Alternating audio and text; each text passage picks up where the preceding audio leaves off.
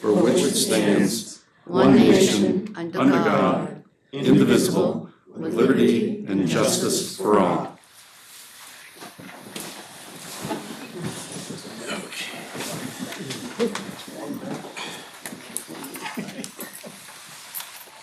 Public comment. To receive oral communication from members of the public may address the select board for up to 3 minutes. The select board shall not engage in discussion on topics raised during public comment, but may choose to add the topic to a future agenda. This agenda segment will be limited to 15 minutes unless extended at the discretion of the chairperson. Would anyone like to make public comment tonight? Hearing none, we'll move on to grants, gifts, and donations. The first item is acceptance of the H-SPAN Title III Grant Award of $9,000. There was a letter in your package that you got Thursday night, which explained it, and if you have questions about it, Cindy Currier is here to answer those questions. Mr. Chairman, I move that we accept the $9,000 grant from the HSBN Title III grant program. Second. Discussion now. Any questions about the grant? Hearing none, all in favor? Aye. Second grant, acceptance of the fiscal year 26 Cultural Council allocation for the Newbury Cultural Council Award of $5,700. Motion, please. I move that we accept the fiscal year 26 Cultural Council allocation for the Newbury Cultural Council, $5,700. Discussion. Is Question. anyone here to talk about this? Question. Yes. Has it always been 5,700 or was it just 5,000? I don't remember what it was last year. I think it was around $5,700. I can't recall, but I can look it up and yeah, that information to you. Thank you. Yep. Any other questions? Hearing none. All in favor? Aye. Aye. New business. Eugene Case recognition. I think we all recognize it. Here. I don't have my red hair that I used to have. Doesn't feel right to do it from the table. You know, there's Joy ran some numbers for me today. There's about over 100 people that volunteer for the town in one way or another to make things happen. I mean, it's not just the select board and Tracy and the people that work at town hall, but people volunteer. And that's huge. They volunteer, they're not paid for it. They're in the limelight, they're in the fishbowl, they're subject to criticism, but they do it. They do it because they want to do something for the town, which is great. But tonight is a special night. We're gathered to publicly honor and to sincerely thank Eugene Case and his family. Kathleen is here. My sister. Sean? John? Sean, you Sean, know, Maria. Yes. Your sister's name is? Merrily. Hey, thanks for being here. Thanks for being here. Gene began his teaching career at the Newbury Elementary School in 1965 as a 5th grade teacher. Wow. After 7 years, in 1972, he left to assume that administrative position by opening the Knock Middle School in Newburyport. That same year, he was elected to the Newbury School Committee, on which he served for about 9 years, including some years on the Triton Committee. Next, Gene volunteered and was appointed to the Newbury Finance Committee, in which he served until June 2025. A lot of time spent. Over that span of years, Gene was a solid influence in Newbury's transition from a somewhat shaky to a much more fiscally solid state by implementing a policy of robust financial practices. In total, Gene dedicated his energy to education and to public service. We thank him for his volunteerism, his expertise, and his quest to achieve collaborative solutions. It's not the fanciest certificate, Gene. It means Fiscally responsible. awarded to the Newbury Select Board, Newbury, Massachusetts, in recognition, Eugene Case. The town of Newbury thanks you for 30-plus years of dedicated service. We sincerely appreciate your contributions presented on this 14th day of October 2025, and it was signed by the Select Board. Thank you very much.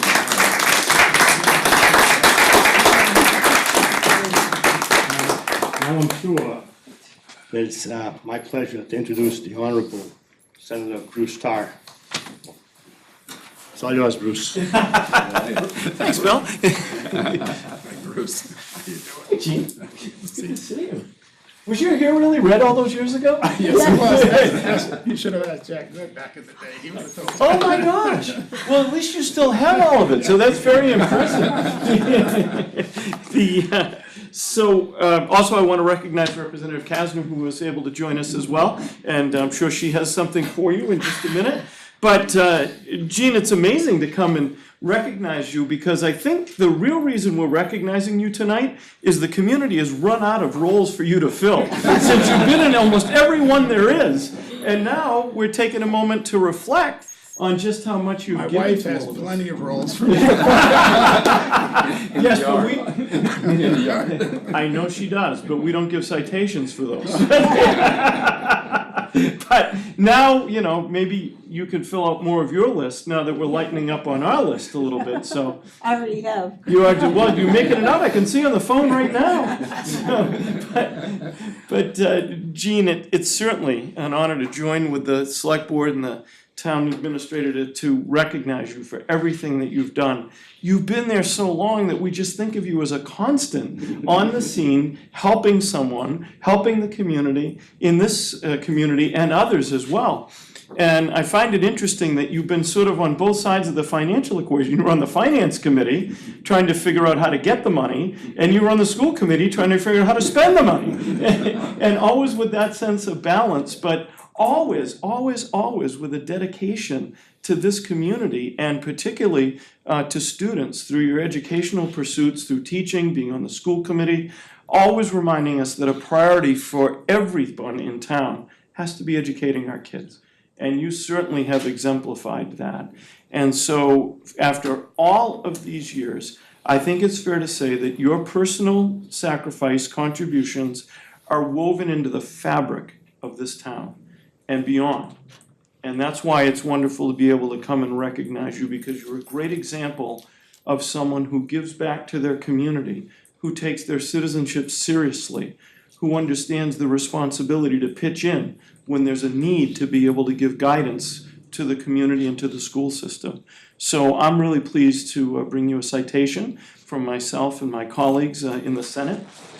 If you put this in the rear window of your vehicle, it will get you out of one moving violation on any highway in the Commonwealth of Mass. But I suspect that you probably don't speed. I don't know. But this is reads from the State Senate.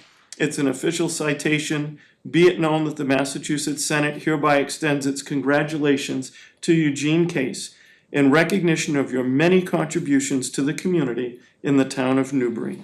And be it further known that the Massachusetts Senate extends its best wishes for continued success, that this citation be duly signed by the President of the Senate and attested to, and a copy thereof transmitted by the Clerk of the Senate. And this is signed by our Senate President, Karen Spilka. It's attested to by our Clerk, Michael Hurley, and I'm proud to offer it as your friend on October 14th of 2025. And Gene, in closing, I just want to say thank you for setting a great example for what it means to be a good citizen and a good member of the community. Your example lives well beyond what you've done and all of the tasks, and it lives on with all of us who continue to honor what you do and be inspired to do more of it in our own lives. So congratulations and thank you.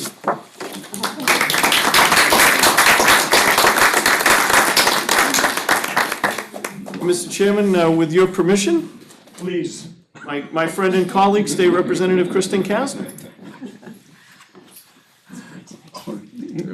I met you once. When you came to my house.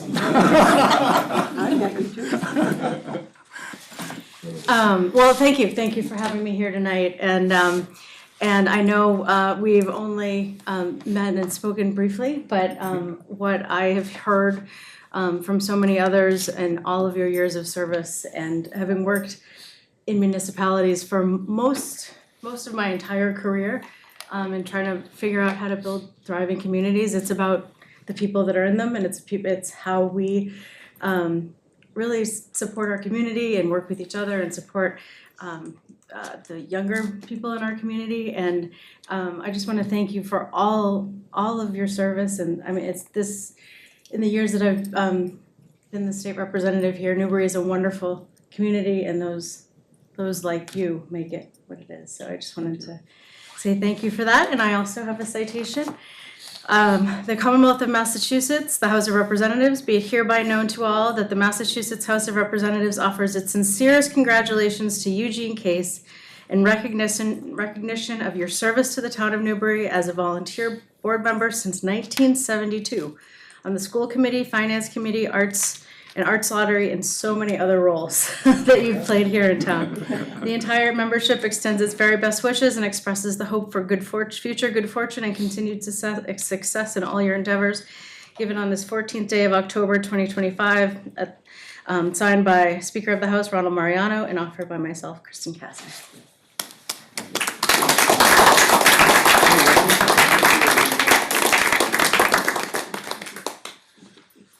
We could. I just want to say something. Please. You too. You know I can't leave without saying something. I won't take too Time much is 10 time. minutes. I just want to thank everybody. I want to thank my family for coming, for my wife, for all the nights and times that I was not there.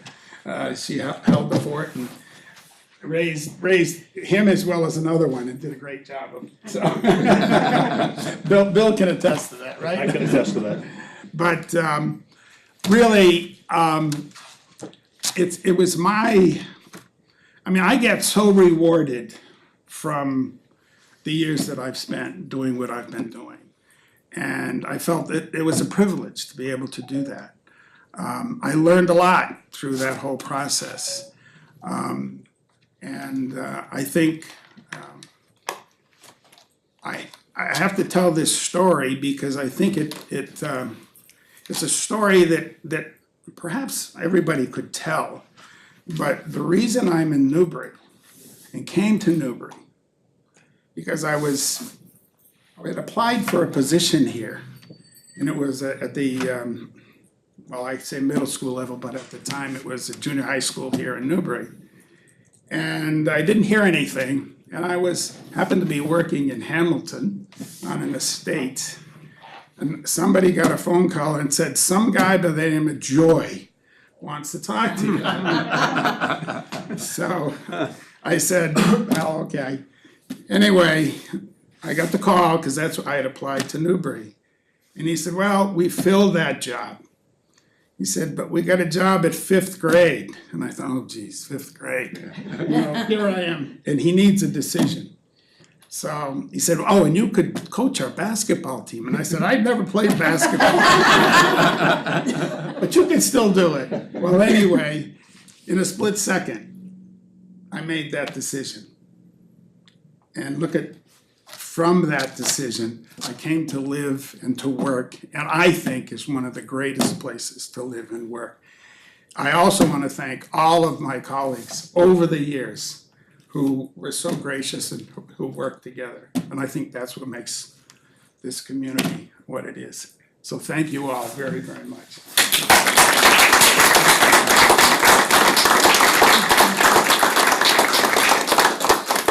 How do you feel about posing for some pictures? Oh. Come on.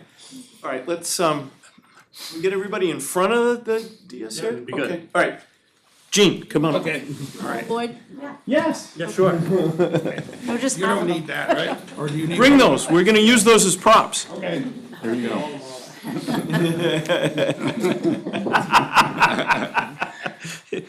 got these right.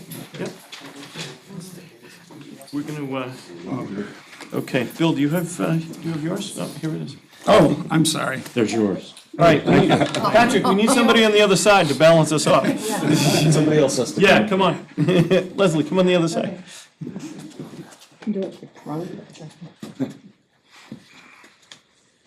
All right, look right down the middle. Okay. See your paparazzi are all right He there. knows all about taking pictures. He's done this before. All right, now look over to your wife, right over here. Here we go. This one's going on the refrigerator. All right, we good? Great. All right, Okay, thank you. congratulations. Well deserved. We'll fold this back up, so. Thank you. yeah. It's been a joy working with you, fighting with you alongside you. I need that Enjoy the down. rest of the night. You've always been there. How's your new job? You like it? Having fun?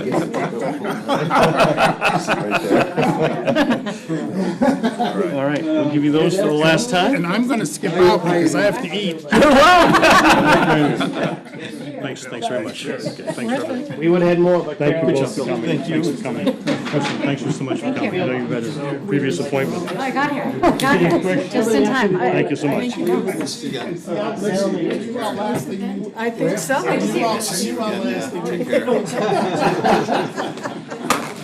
Gary just said something to you. Okay.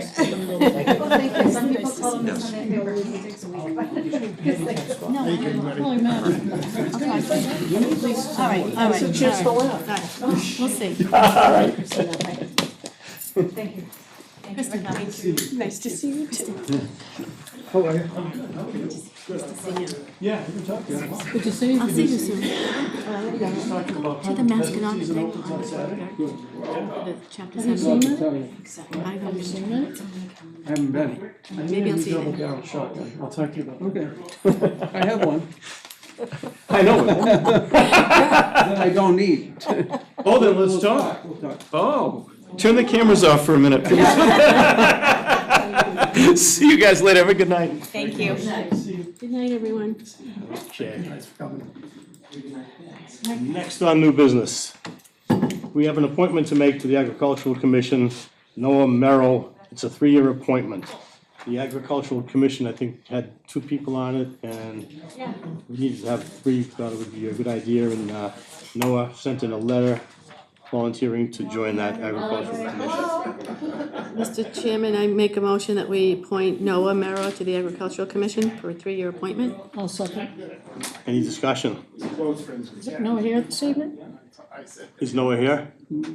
I forgot to invite him, I'm sorry. Go in the corner. Okay, that's okay. Well, thank you, Noah, for volunteering. Yes, thank you, volunteer. Thank you. We need that open. Jerry, would you? Yeah, I'll open it. Thanks. You'll be great on that commission. Good.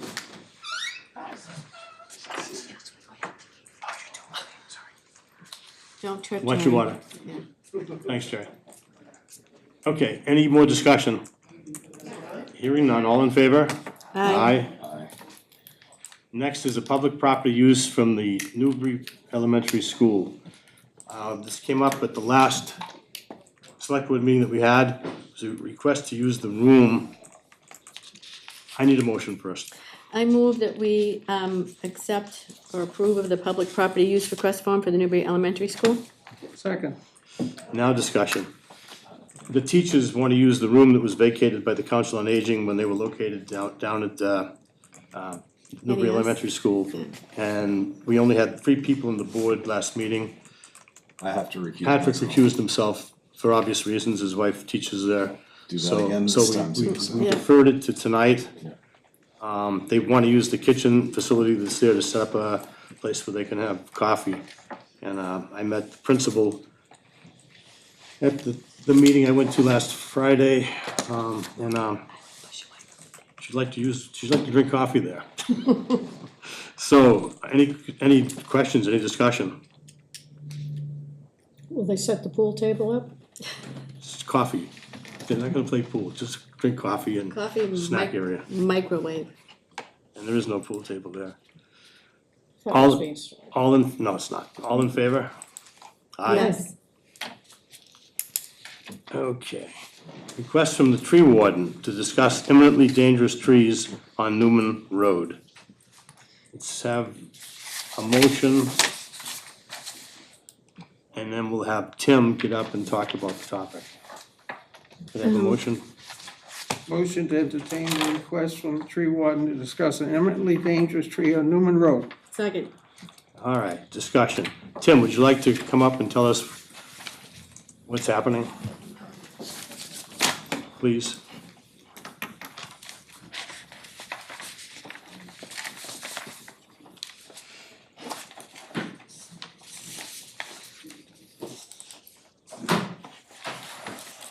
Okay, I'll start off by saying that I thought that the hearing in December 6th of '22 would cover the trees that I'm about to talk about. But Tree or trees? trees plural. And as it turns out, looking back over everything, it isn't falling underneath that. So we'll have to have a separate tree warden public hearing on those trees. But the issue is, these are two that were very close or intermixed with the 8 trees that the board voted to have taken down. But as you can see, that one, can you go back one, Joy? Sure. Okay, if you look at that tree, you'd say, gee, there's really not a heck of a lot that's really wrong with that, until you get up close to it and look. And that second photo that we've got in there, that's what the tree is looking like now. The trunk has opened up. The wood that's in the center of it is all deteriorating. And it's really dangerous. But as I said, we'll have a public hearing on that one. It should come down. Can you go to, I think there's one right there. If you can go back to the one. Okay. That's a better picture of what it looks like with all the interior, the heartwood of the tree falling apart. And it's just, it'd be classified as imminently dangerous. But if it's classified as imminently dangerous, it could be taken down immediately. But I know the issues that we've had on Newman Road with trees, that it's created, call it an argument among people in town about whether trees should come down or not. There is a second one in there that if we can just get, that one, if you look at it, that has that one big branch that's coming up that has no leaves on it at all. There is a hole in the trunk of that you could put your arm into, right there. And that tree's hollowing out all the way around. And we're running into more and more trees like that in town. And I guess I'm looking for some more guidance on what we should be doing. Because my gut feeling is that we can post these 2 trees for being taken down and there's going to be repercussions of it. There are so many ash trees in town that go from, let's see, on Boston Road, there was, I think, 10 that were right along the right-of-way. I got called to come down and take a look at them. The tops were starting to die on them. And so I said, well, let's keep an eye out on those.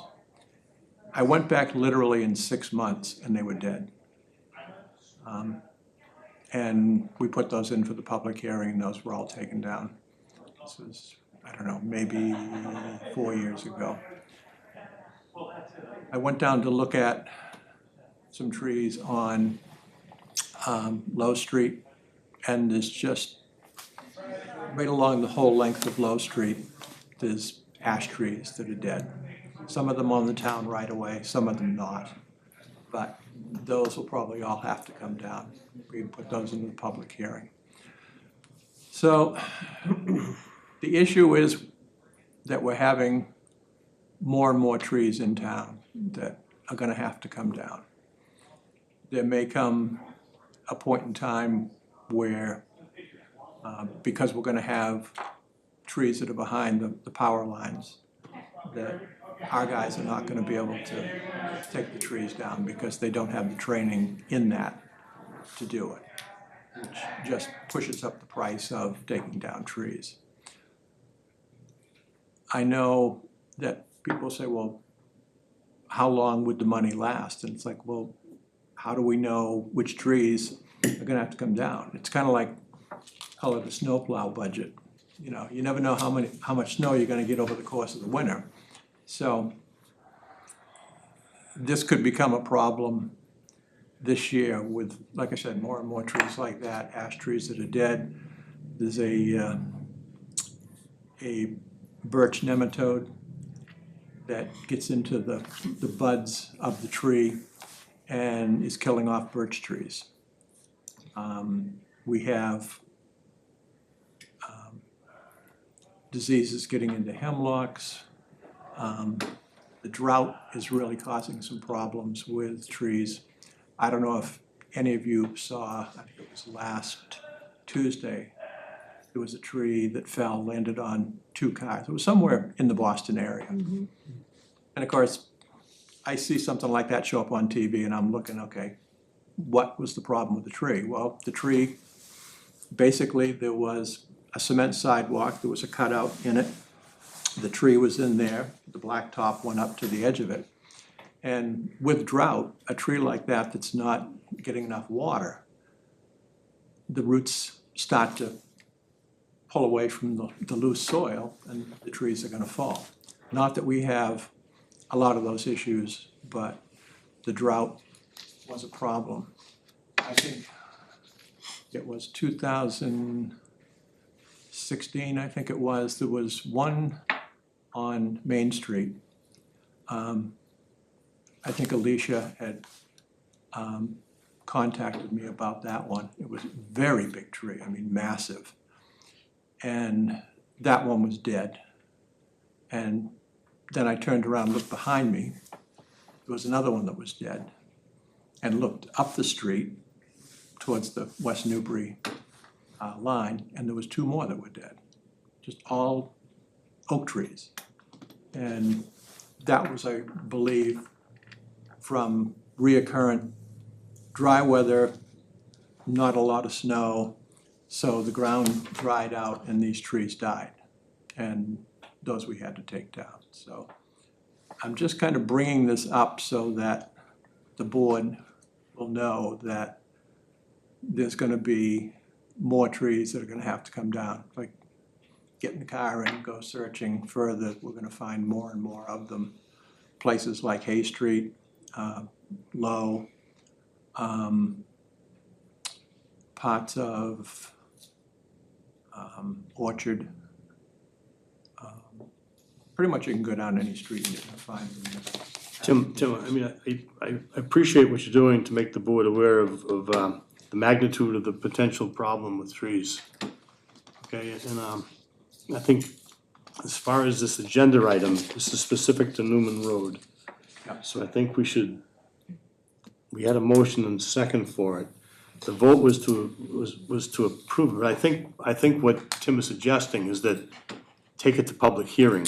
Can we have discussion? Oh, I yeah, have a question. yes, please. Okay. Hi, Tim. I can remember a few years ago, we addressed the issue of on the trees on Newman Road, because it is a very sensitive, That was 22. yeah. And we took down some trees, but did they get replanted? You replanted some too, What we didn't did you? was, because we needed the space off the road for trees. Yeah. And J.R. Colby and I worked together. Yeah, I researched things, trees that you could plant that would fit into a particular area. Trees that would be,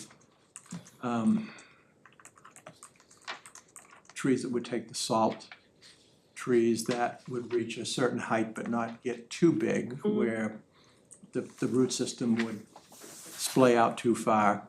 So what we came up with is, I think it was 6 trees that are further down. They're still, call it reasonably small, but they're called hackberry. And it doesn't sound like a tree that you'd want, but they grow 40 to 60 feet tall, about 40 feet wide. So we needed an area, so we went a little bit further down the hill, so to speak. Yeah, I remember that, yeah. And those were planted. Growth considered medium to fast, 20 to 30 feet tall in 10 to 15 years. Flowers in April and May, producing an orange-red fruit that's readily eaten by birds and wildlife when the fruit ripens September and October. Grows in a variety of soils, will tolerate moist soil, but will grow in dry soil, tolerates acid or alkaline conditions, wind tolerant. It's basically in the elm tree family, but it doesn't have the same issues, doesn't get Dutch elm disease. So are you able to replace, if this tree comes down, the one that you say is eminent, but Yeah. after the public hearing? Yeah. Are you able to replace it with one of those trees? I don't think there's enough room to plant it and get the growth of the tree the way it should be. I'd have to research and see what we can put in there. By the nature of the blacktop and only having a certain number of feet, it's gonna be a question of, okay, let's find a tree that's not going to grow to maybe more than 20 feet. Uplift, you don't want to uplift in the pavement. Yeah, and not getting the water that it needs. You're I right. mean, with so many of these trees that are on Newman Road, they were planted, as I understand it, back, it might be 1920, 25, something like that. But that was before the roads were paved. Right. So the roots get out under the blacktop and then the road gets paved. That cuts off water source, food source along there. I mean, if we never paved the roads, then we probably wouldn't have as many problems with trees, but I think most people frown on that part too. Right. But I can look at and try and find trees that will be, call it shorter in stature, to replace things along there. But, I mean, short trees, you might be able to put a crabapple in there, but crabapple's not gonna get much bigger than like 12 feet. But I'm sure there are ones, it's just a case of trying to find what trees would fit in there and grow. I know the ones that we had planted, the hackberries, we had Bartlett Tree Service plant them. And they conditioned the soil. And then we contracted with them, they have a truck that can water the trees. And they did watering for one spring until late in the fall, and then did some more the following spring to make sure the trees got established. And right now, they seem to be looking pretty good, So they all made it. yes. Okay. But again, that's just matching up the tree with whatever conditions that, are there in a particular spot. And that's where the difficulty comes in, is trying to get something that, isn't gonna be a constant issue with particularly water down there, because there isn't a source of water. So Okay, so you need to post the public hearing for this, right? I'll have to do these 2 trees. Yeah. But there are plenty of other trees that I've had calls on, can you take these down, and you explain to people there has to be a public hearing. And so that'll probably wind up being posted for a public hearing sometime in November. Okay. And if everything goes smoothly, then it's a good way for the highway department, if we don't get a snowy winter, they can take, trees down all winter. And that's what we need to. Are the ash trees that you mentioned, are they from the ash borer beetle? Is that what's killing them? It's the emerald ash borer Yeah. that gets into them, and it devastates them so fast. I mean, it kind of sort of originated out in Ohio, and in Ohio is where baseball bats have been made for a long time, and the baseball bats were made out of ash. Well, per se, they don't really have any ash trees left to do this with. It went through the state and just decimated all the ash trees, and now they're using hickory for making baseball bats, as I understand it. But it just, if you drive around and look at ash trees, you'll see that so many of them are dying or dead. I thought the gypsy moths did a job on them too. Or the oaks, maybe. The oaks, yes and no. I mean, the gypsy moths weren't that bad in those 2 years. It was the drought that The drought that did it. really did a job on them.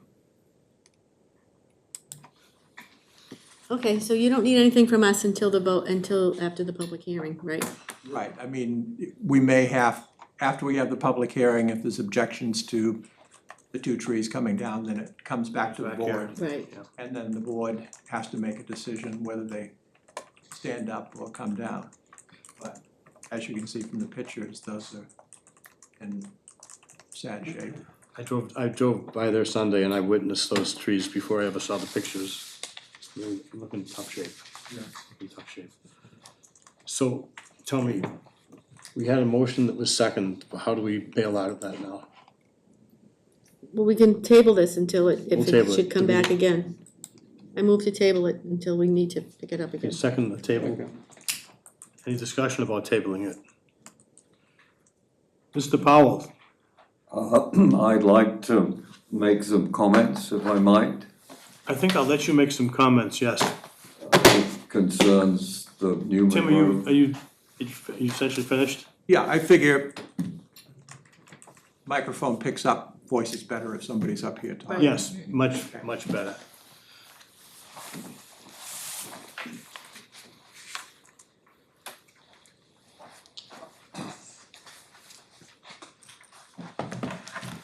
David Powell, 5 Kent Way. As I think many of you know, I have been the volunteer property steward for Old Town Hill for, I think, a little over 30 years now.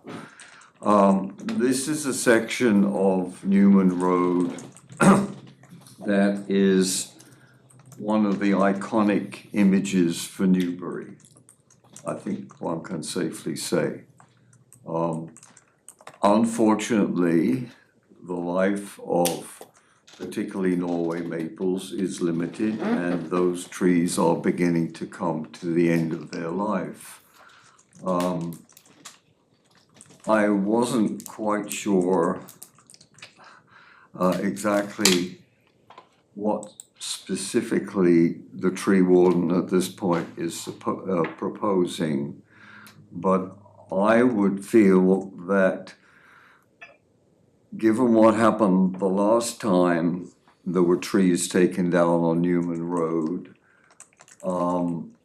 when there was an attempt to reach out from the trustees to the town to see what might be done, and it was unavoidable that 4 trees had to come down. Unfortunately, those trees were replaced, for any of you who may have driven along there recently, by 4 pathetic-looking trees that aren't doing very well and really aren't suited for that particular location in my estimation. I'm not a tree warden, but I've spent a lot of my years outside. What I would suggest is that this is a significant enough situation that there should be a broader public hearing about Newman Road and its trees, which might also incorporate what we're going to do in other parts of the town that other people feel strongly about. But I think at this point, I find it interesting that I called the administrator's office early this week to ask if there was any information about why, having found the item on the agenda, whether there was anything more known about why the tree warden was coming. And at that point, Joy informed me there wasn't. Well, now I see pictures here, which I presume were available at that point. I also noticed I don't think so, that the pictures were available. They were available later that day. My apologies, Mr. Paul, because I got the photos from another person in the office. They were too large for Mr. Lamprey to send to me directly. So my so apologies you on that. had some pictures when I called? I believe I got them after you called, but yes, sir, I did receive the photos that were given to the board and Well, all available right, here. I don't want, all I'm saying is that, it's like several items on your agenda where there's no information beyond a single line. For example, Dave, The- just a second, Yeah. okay? I let you speak to the agenda item. This right, particular agenda, if you'd like to talk about trees, that's perfectly fine. If you're going to attack the way our agendas are set up, or something different about the agendas, save it for another discussion, okay? We just stick to the Okay, trees. Are you okay. satisfied that, if you thought that the tree warden was coming here for a vote to take those 2 trees down, are you satisfied that he realizes he has to have a public hearing? That's the process. You satisfied that the process will be the public hearing? Because I think all the data that you're giving to us now is perfectly good data to talk about at the public hearing. Your concern for Newman Road in total, his concern for the 2 trees, he's concerned about trees across the whole town. I can't envision a gigantic public hearing talking about every tree in Newbury, but I think it's a good start to have the public hearing for these 2 trees and possibly extend it to Newman Road. It's up to the tree warden's discretion, I think, to do that. But I'm glad you're speaking up. I appreciate your concern, and I hope you realize that. okay, fine, thank you. Tim?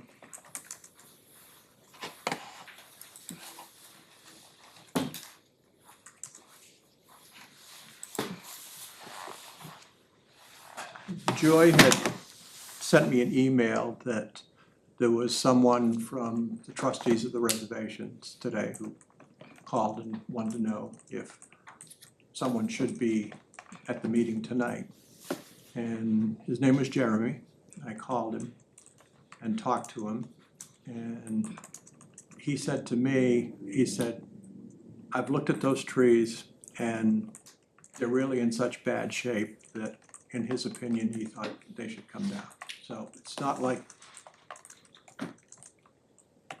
granted, it was short order, but the observation of the trees has shown that other people agree that they're probably trees that should come down, so. Are the trees located on the town of Newbury, or are they on the trustees? If they were on the trustees, You wouldn't be here. I wouldn't even be here talking to you about it, because we can't take trees down on private property.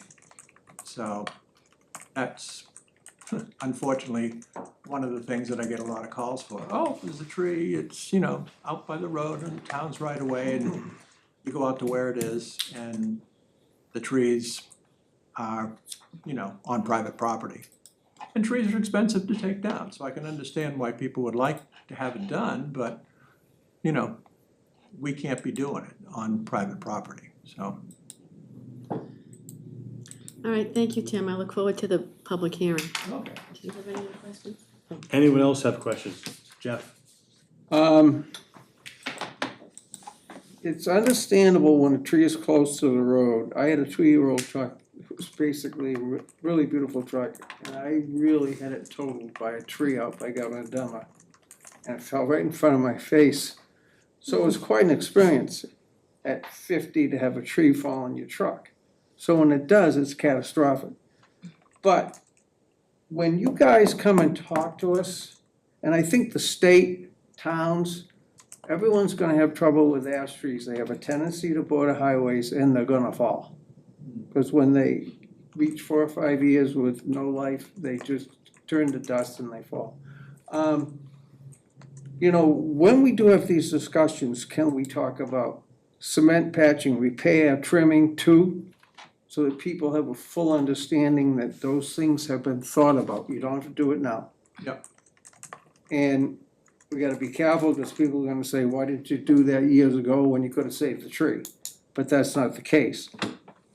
If there's the ability to trim or in any way save these trees so we can plant a tree now that'll have time to grow, discuss those things when we come to the hearing. Okay, I'll throw out something right now. There is, back in the day when Dutch Elm was taking over, there was an injector system. Yep, I did it, Yep. yep, the injector system. And now there is an injector system for ash trees.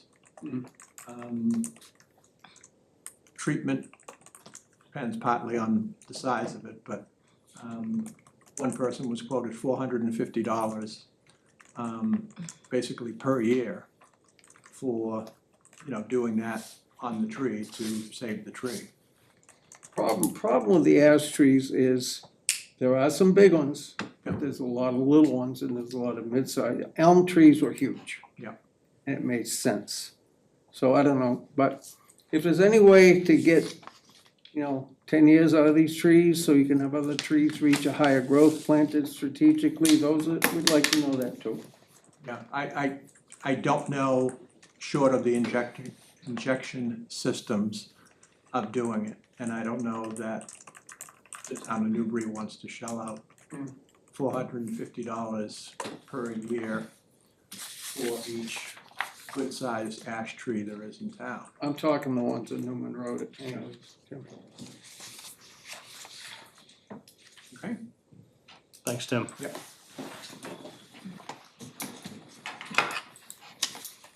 Okay, so can we legally move on to the next topic? Yeah. Right to farm grievance under bylaw section 63-5 against refrigeration truck noises from Tendercroft Farm. There was a really, I have to say, an excellent package that was furnished concerning this topic. You here to present it? I didn't bring any, I didn't bring any. No, I don't think you have to worry about it. They all should have copies of We have it all what in you our presented. packet. Okay, good, thank you. Well, I'd like, Let me just say, you did an incredible job packaging this. I was really impressed. Because it's not often that someone presents a problem to the select board.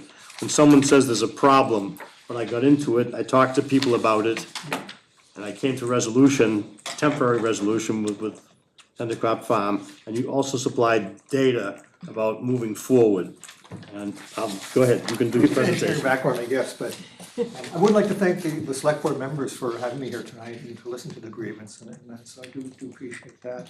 And, so our grievance, as stated in the letter, was basically a single refrigerated trailer within Tendercroft was being used to store perishables and produce as a sort of a temporary arrangement, and that was generating a continuous and excessive noise throughout the day and throughout the evening. And it was severely disrupting some of the neighbors' normal use, peaceful enjoyment, and livability of their home.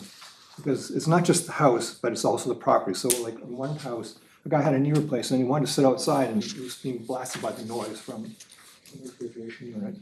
So that was kind of an issue there. And some complaints about vibrating windows, rattling plates, sort of bad distribution of noise within the house, of this sort of humming noise from the diesel engine coming in was also an issue.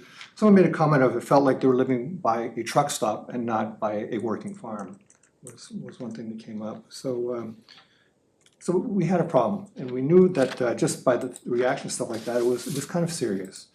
And so one thing we did is said, well, let's take some measurements. So I had a handheld sound level meter and was able to measure at a few strategic locations. So I measured right underneath the refrigeration unit. Really should have been up where it is, but you know, I need a ladder and sort of, it did the job in terms of doing it from the ground. So I came to 88.5 dB, which is, you're starting to approach the sound of subways, of tractor trailers, and motorcycles, so that's allows, and that's right at the source. Now, if I back up a little bit and kind of go where the property lines are of the neighbors, at 116 High Road and 5 Hay Street, it was measuring 71.2 dB, which is, it's also quite loud. And we'll talk a little bit about that in a bit.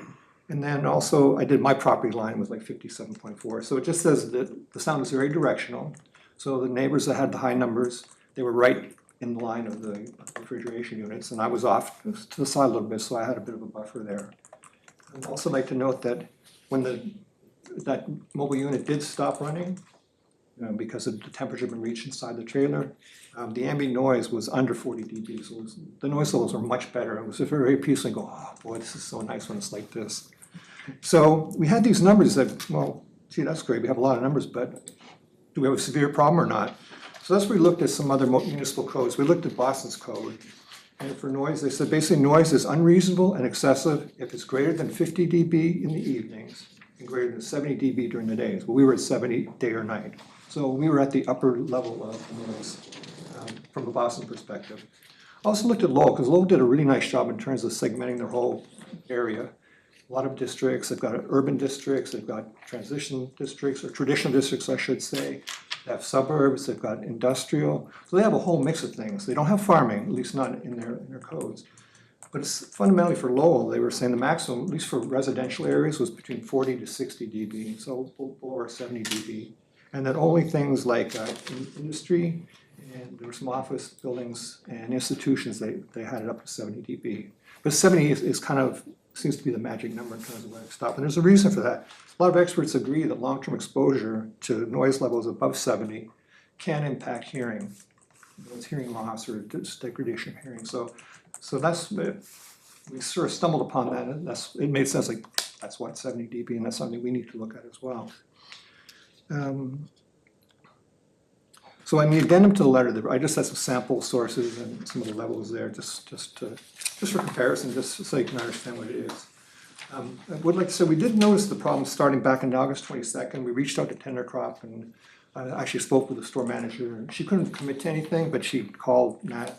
We met a couple of days later. Basically, everything was full in terms of the trailers and storage and stuff like that. That probably it would be like that through Labor Day weekend. Which sort of made sense to corn on the cob, and we had a lot of stuff. So that's sort of like, well, at least it's finite. But Labor Day came and went, and they were still using it, and so did reach out to them. First of all, the first week or so was sort of like, well, they're still winding down on inventory, so it's not a big deal.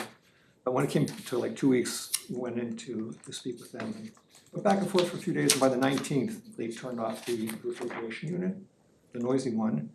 And I saw that by the end of September, the unit's actually been moved, taken off premises and stuff, so it's gone. So peace and quiet have returned to the land, I have to say. And I know that a couple of the neighbors were ecstatic, and they just felt a big weight had been lifted. Because there was one saying, if I have to sell my house, I'm gonna have to call Matt to tell him to turn this stuff off, because you have people coming in, you got these things going on. That makes the house less desirable. But so I do want to thank Matt Marie, who was the person I worked with at the store, and the Tendercrop team for actually taking the action. Because he does respect the neighborhood, I think, and I do appreciate all the actions that he took. So what started off as a complaint turned out to, holy crap, we went through a lot of things and a lot of research, but there's not a lot of answers about how things should be conducted out there. And I thought, gee, this is a bigger problem than we thought. It's not just a case of turn this thing off or move this over here. There are a lot of elements that are intertwined, because it's not just the noise level itself, but it's the cycling. How long is it on for? How long is it off for? What does it sound like when the engine starts or when it stops? Because that was another complaint, that when the engine started, it's very jarring, and it's quiet, and all of a sudden this thing goes on, you kind of jump, you think there's something going wrong. So there are things like that. There's also placement. So we thought maybe there's something that the Agricultural Commission, maybe the Planning Board could look at ways to characterize this and just make it so it's more, and not restrictive to either party. Because if it gets too restrictive, then no one really wants to do it, and then other things happen, and sort of gaming takes place. So we kind of left it as, I think maybe someone should get together and put together a reference document And I know the town has started that, because for the wireless communication facility, they do specify some noise restrictions there. It's like 35 dB if it's a residential neighbor at the border, or at the property line, or if it's non-residential, it's 50 dB. So the town is aware of some of this stuff, and I think they're taking actions, but it'd be nice to maybe step back a bit and do a larger approach, particularly where we have a zone residential and farming. That will lead to conflicts in the future as things grow and more people show up. You say there was some guidelines and concerning wireless? Yes. Okay. Yeah. That's good to know. I mean, you know, I read the right to farm disclosure and I understand in growing vegetables, tractors make noises, and there's certain noises involved in growing the product, producing the Right. product. There isn't language in there about storage of the product. No, there's Noise is caused by storage of the product. Yeah. That's essentially what they're doing in that large trailer, the storage of the product. And probably concern is, okay, as of September 19th, the unit's gone, it's not making noise, but when is it gonna come back? maybe Thanksgiving. Or is it gonna come back? I mean, Yeah. So, I think you're right, I mean, the process is, we should be turning it over to the agricultural committee. Okay, and then they're probably gonna need some help from someone to validate what you've already done. You've got data that says decibel levels are bad for hearing, so on and so forth. One could argue that's a health problem. So I'm not sure if it's the Board of Health, I'm not sure if it's the Board of Health or the building inspector. I know that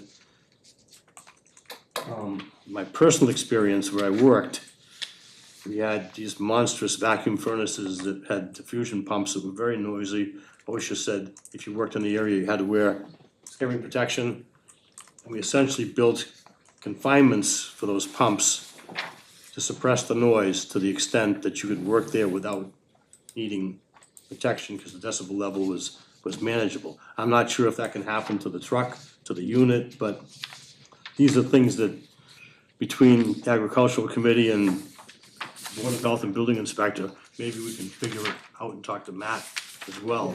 Okay, so I mean, that's what I liked about your package, because it talked about a problem and it talked about solutions and concerns. It had Some of the data. solutions might not be any good, it's just sort of like maybe consider this or take a look at that.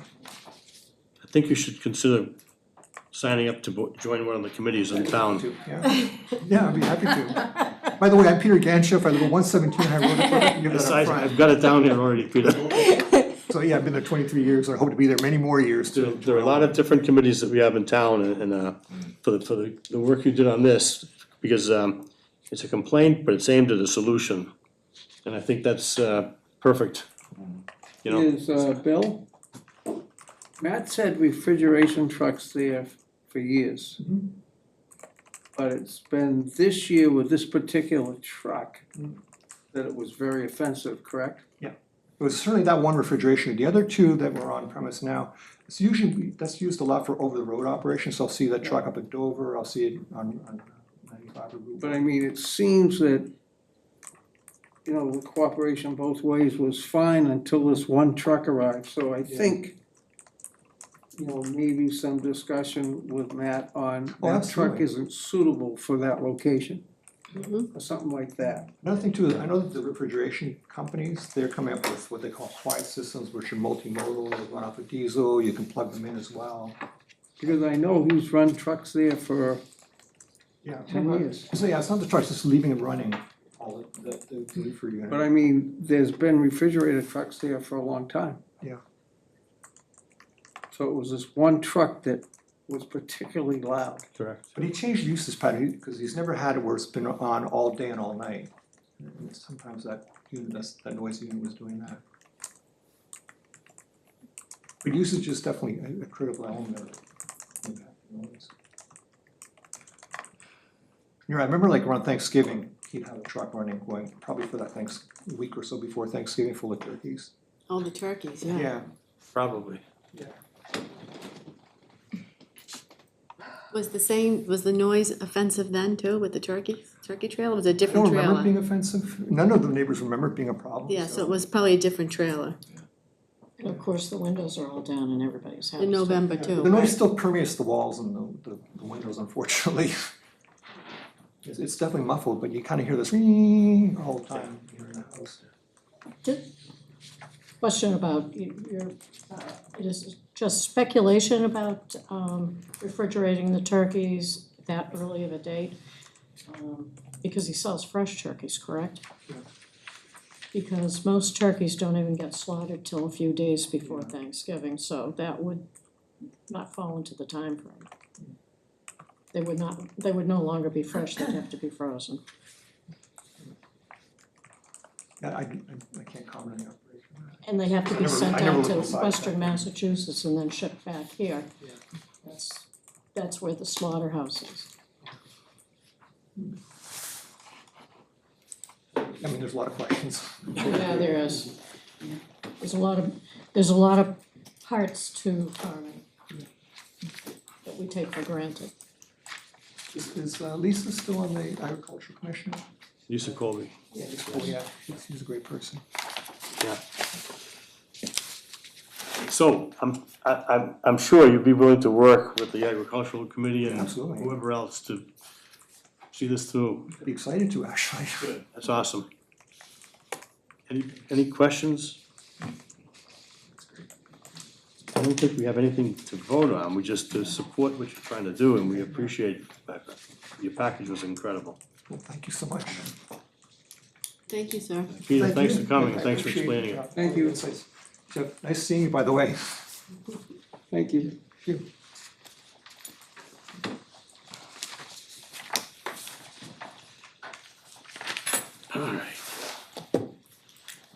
One-day liquor license. Request by Mercury Brewing, Bachtoberfest event at 5 Littles Lane, Newbury on Saturday, October 18th, 2025, from 1:30 to 5:30 p.m. Rain date of Sunday, October 19th. Motion to approve?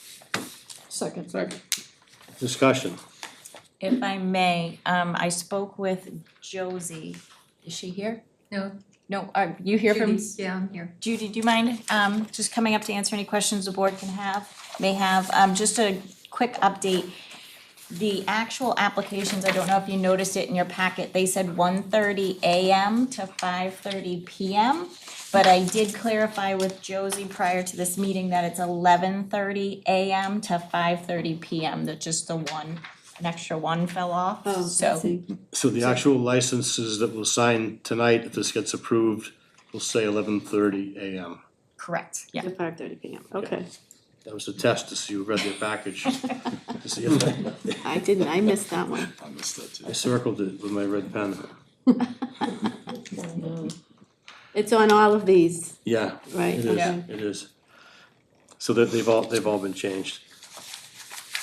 Okay, So, we had a motion, we had a second.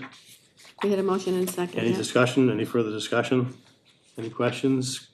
None? All in favor? Aye. One day Judy liquor, Sweet. No, I'm Judy Luff, Cynthia Sweet is the founder. You guys were front page of wasn't the town common? town, yeah. recently. Yeah, It was a great article. yeah, Stuart did a nice job on Yeah. that. Yeah, we really appreciate him coming out to It's do a- that. It's a great event and it's a fun event for families. Thank you. It's our 10th anniversary for Barktoberfest this year, so we're doing a walk down memory lane. oh, good. We invite all our southern rescuers to come, we fly them up and we ask people to bring their dogs and it's a big reunion for everybody that's adopted Nice. dogs. Yeah, Very nice. yeah, so Done. it's a family Okay. event. The second request, one day liquor license request by Decanted Wine LLC, Bachtoberfest event at 5 Littles Lane, Newbury on Saturday, October 18th, from 1:30 11:30. a.m. to 5:30 p.m. Well, that's because the Rain bars date. are all closed. Rain date of Sunday, October 19th. Motion to approve? Second. Any discussion? Hearing none. All in favor? Aye. One day liquor license request by Beowulf Brewing, Bachtoberfest event at 5 Littles Lane, Newbury on Saturday, October 18th, 2025, from 11:30 a.m. to 5:30 p.m. Rain date of Sunday, October 19th. Motion to approve? Any discussion? Hearing none, all in favor? Aye. Anyone opposed? I didn't say it, sorry. All in favor, okay. Massachusetts, thank you very Good luck much, with thanks for your coming. Thank you very much. Appreciate all your help, Joy. Massachusetts Association of School Superintendents request regarding a letter to Governor Healy and the Massachusetts Legislature regarding K through 12 funding in the fiscal year 2027 state budget. That letter was included in your package, so we'll need a motion. I motion that we approve, that we sign the letter, as requested by the superintendent of schools. Now we can have discussion. I read this letter, and you know, this has been a rallying cry of mine for a number of years now. I just want to make the board aware of the Commonwealth is going on a listening tour, they're having public hearings across the state. And there's gonna be one on, it's on my calendar, October 23rd, I believe it is, from 4:30 to 6:30 at Masconomet. And they, it's an information on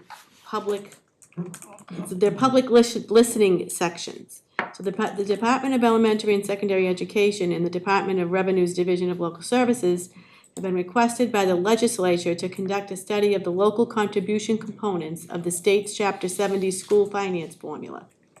As part of this study, DESE and DLS will be conducting 5 public listening sessions, 4 in person, 1 virtual, to solicit testimony from local officials, members of the public, and others who wish to comment on this topic.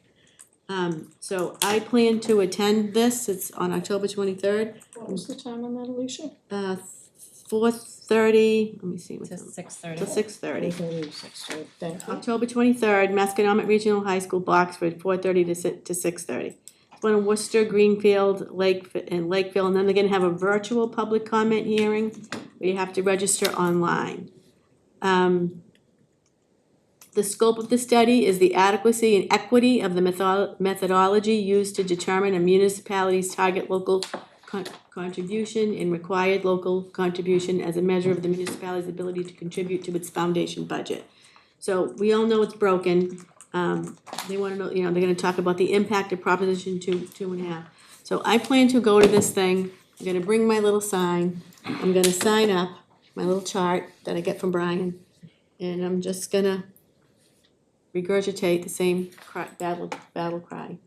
And just get it on record so that the Commonwealth will have a record of it. Cause I know it's not unique to us, so. And I'm gonna stress the impact that the increasing operating budget shift to the town It's the impact on the taxpayer. and how we're limited to Proposition 2.5, that eventually we're not gonna be able to even override our way out of it, even if we could. It's gonna be the whole operating budget is gonna end up, the town's operating budget will be for the schools. And it's just wrong, so that's where I'm going with it. And that's why this letter, that's why this letter should be forwarded by us with approval. Yeah, I strongly suggest, and everybody can do what they like, but I strongly suggest that each member of the board sign this letter. They're looking to gather 1,000 signatures across the Commonwealth. So I think it would be beneficial if we all signed it, and I think Tracy, you should sign it too. Possibly even Joy.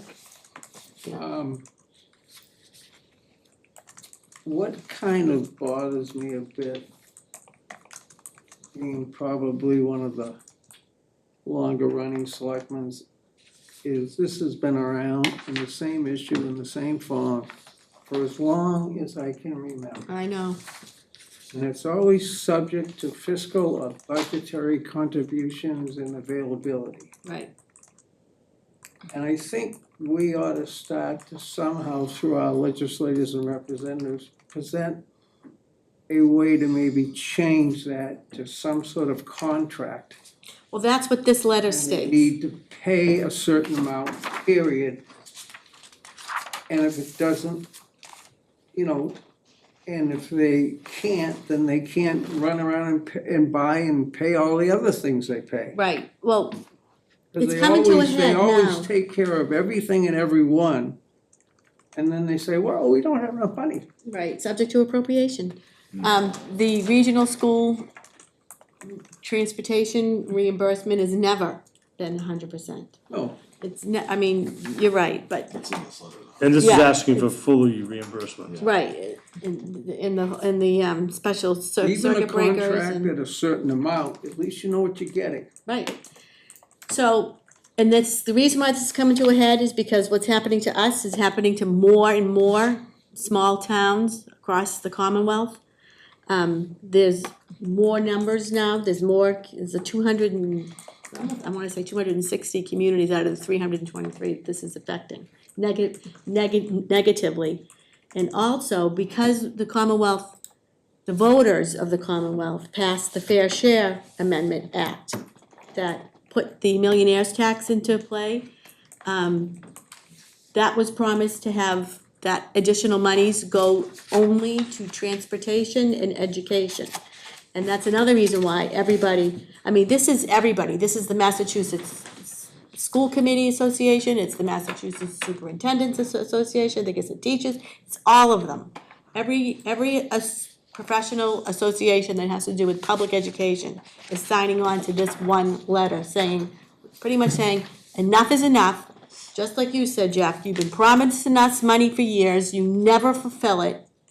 You know, and the legislature has commissioned this listening study. They're gonna have to do something to fix the foundation formula because it's broken. And I don't sit on the fiscal policy committee anymore, I was moved to the HR board or something, that policy committee. But I know the fiscal policy committee was gonna work on it again this year because they know that this is a big, big problem. They're always taking fund other programs, fund other needs, you know, fund other things ahead of looking at what this will really be as an outcome. Right. And then they say, well, we can do it. Enough money. Right, so that's what this letter's saying, stop doing that, you can't do that anymore. So we'll see.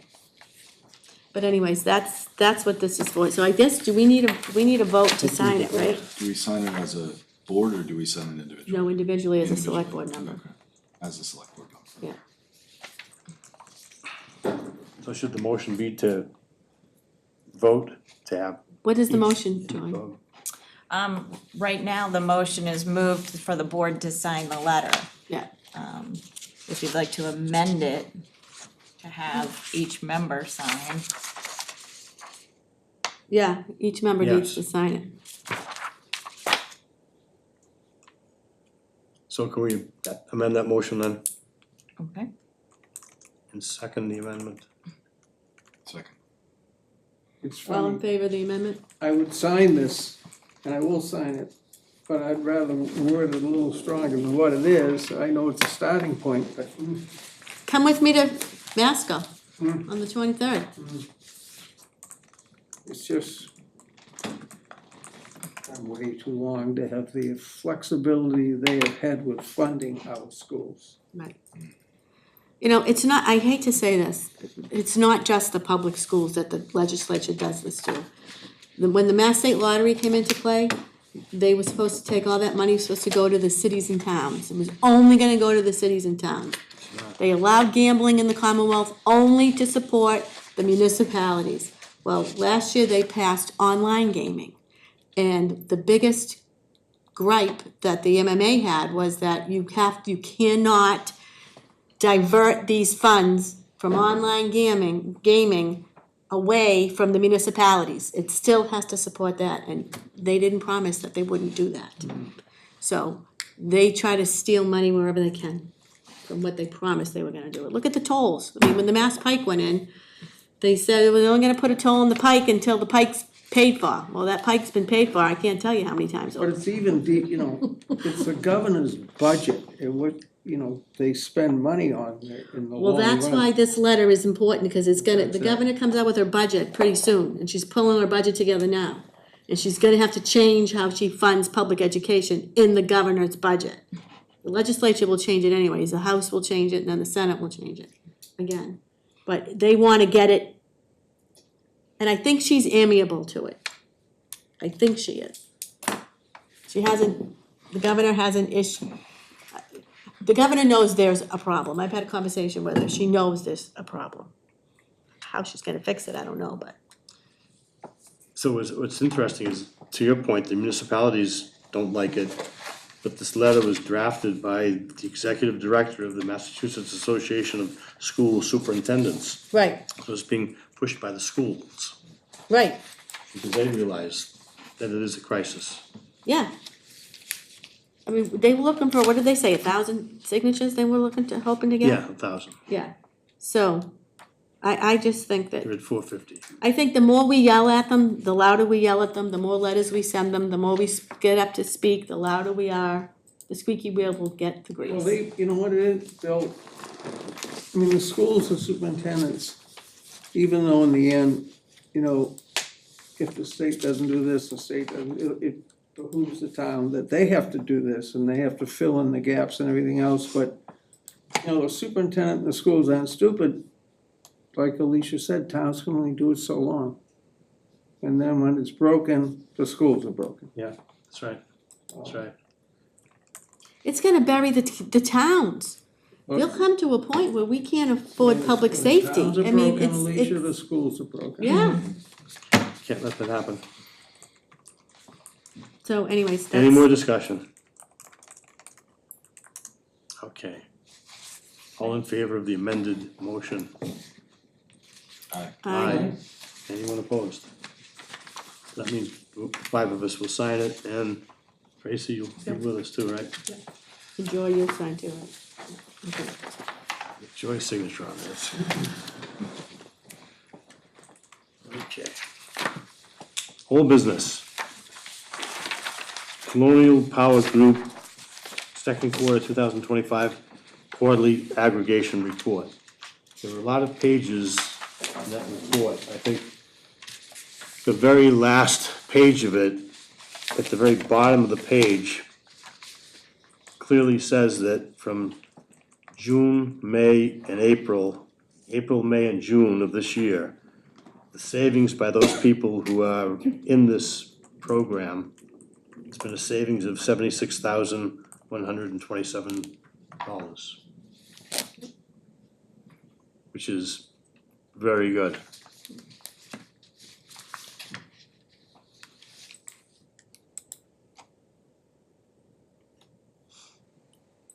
There's nothing really from commercial and industrial, obviously, but it's all residential, as we know. And that's from all of the options, the standard, the optional green, and the optional green 25. It says it's significant for 3 months. Yeah, the community choice program, they only can do residential, they don't do commercial or industrial. They don't do that. Right, but that's why there's no Yeah. savings there. And Dana Packer, update on proposed Newbury Veterans Committee. Thank you.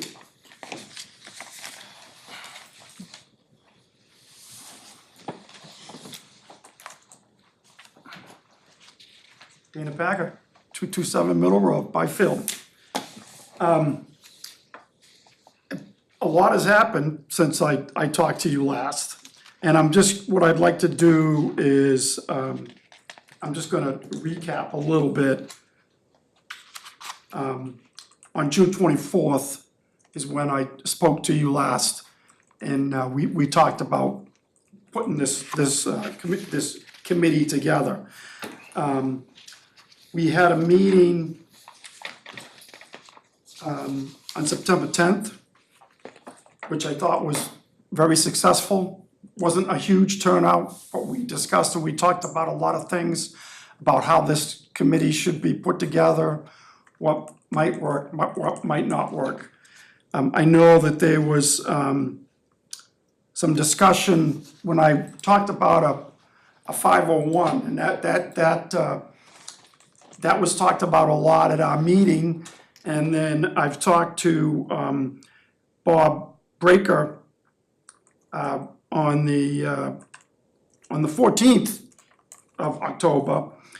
And what we did, it was just a meeting between he and I, and we went through the things that we talked about in my first meeting. And just to update you guys, in the first meeting, we talked about the 501, we talked about an organizational chart, number of members, etc. I talked about one of my own things is the calendar. We talked about the request to maybe posting this on the town website eventually, which I'm gonna ask again tonight, and I'll explain that in a little bit. The requirements for serving on the board, we talked about at that meeting. Email, snail mail, how we're gonna get the word out. Organizational setup and a possible permanent location. What I talked about, that was in our original meeting. When Bob and I met, he was pretty specific about some things that, Bill was at the meeting, by the way, and I think Bill enjoyed being there, and I appreciated him coming. It should really consist of veterans, the committee should be seven veterans, is what Bob has suggested to me. Because I know we mentioned something about, we may put a couple of civilians on that board, and I'm gonna explain how that's gonna work. I am recommending that we put a subcommittee, and Bob recommended this to me too. He has a subcommittee of civilians that are purely volunteers. And, well, we're all gonna be volunteers, but what that does is the money that we possibly may be able to get in via donations and fundraising and lunches and all that thing will be funneled to the civilian side subcommittee, which will not be under the town umbrella, which makes the disbursement of those funds a lot easier to do. What I discovered was that, to help an individual veteran, for example, someone who might need a pair of crutches, the town committee itself, the funding, we can't give out crutches to an individual. That's just something that can't happen even under the 501. But what I want to do a little more research with is, for example, the Friends of the COA and the Friends of the Library is a great avenue to be able to funnel money to the COA directly and to the library without having to jump through those legal hoops. I didn't really understand how all that worked, but I'm thinking with the Newbury Veterans Committee, I think that would be something that would work for us also. And that is the road that I wanna go down in the future. What I would like to do is get on a future select, we're gonna have I was trying to go in chronological order here. We're having another meeting on the 22nd of this month. That meeting is gonna be, the Newbury Police Department has been so helpful. They have offered their training room to us. I think that moving the meetings around in different locations might attract new veterans, additional veterans, because they may, not feel comfortable in one place, but they will be in some other place. The Newbury Police Department was very gracious in offering their training room for us, which is gonna be on the 22nd. It's not permanent, but it's just another place to have a meeting. And what's kind of nice about that particular location is it's already set, if we do get a committee together and you guys approve it, and we fall into open meeting law and all those things, they've already got the cameras, they've already got the microphones, they've already got the location where we could comply with open meeting laws there, plus, as we know, other places like the library, conference room, we could do the same thing there, but then that, you need to be moving equipment around and it's not, you know, it's doable. So I was very gracious that they offered that. There's a lot of stuff happening between now and the middle of November. Veterans Day is on the 11th. I know that the COA is hosting a luncheon on the 13th. It's gonna be here, I believe, and the Rusty Can has graciously again, gonna donate the food to that.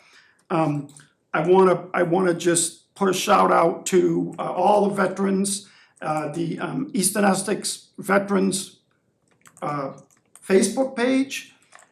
There's a lot of events that are going on between now and the middle of November. And if you want to look at a place where you can see where all those events are gonna be and where you can go, I highly recommend that you visit that page. And likes is what moves the world around on Facebook. So if you go there and you read it and you like it, then everyone that you're associated with will also see that same page. So let's see. I talked about this a little bit. If a nonprofit does get organized in the future, it would probably fall under that associate committee. Which, like I said, I want to do a little more homework on the friends of. I think that that's a great way of doing this. I talked about our next meeting, I talked about Veterans Day.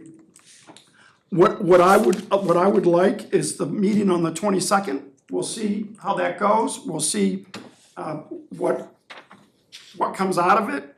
We have another select board meeting on the 28th. I may possibly ask to be put on that agenda also for a vote to put this committee together. I think that our meeting on the 22nd will probably be a driving force in whether this is something that we really want to do. So I'd like to move that forward. I would also request that, and I will send something to Joy and yourself, Tracy, about possibly publishing that meeting on the town website. I understand the uncomfortability with doing that.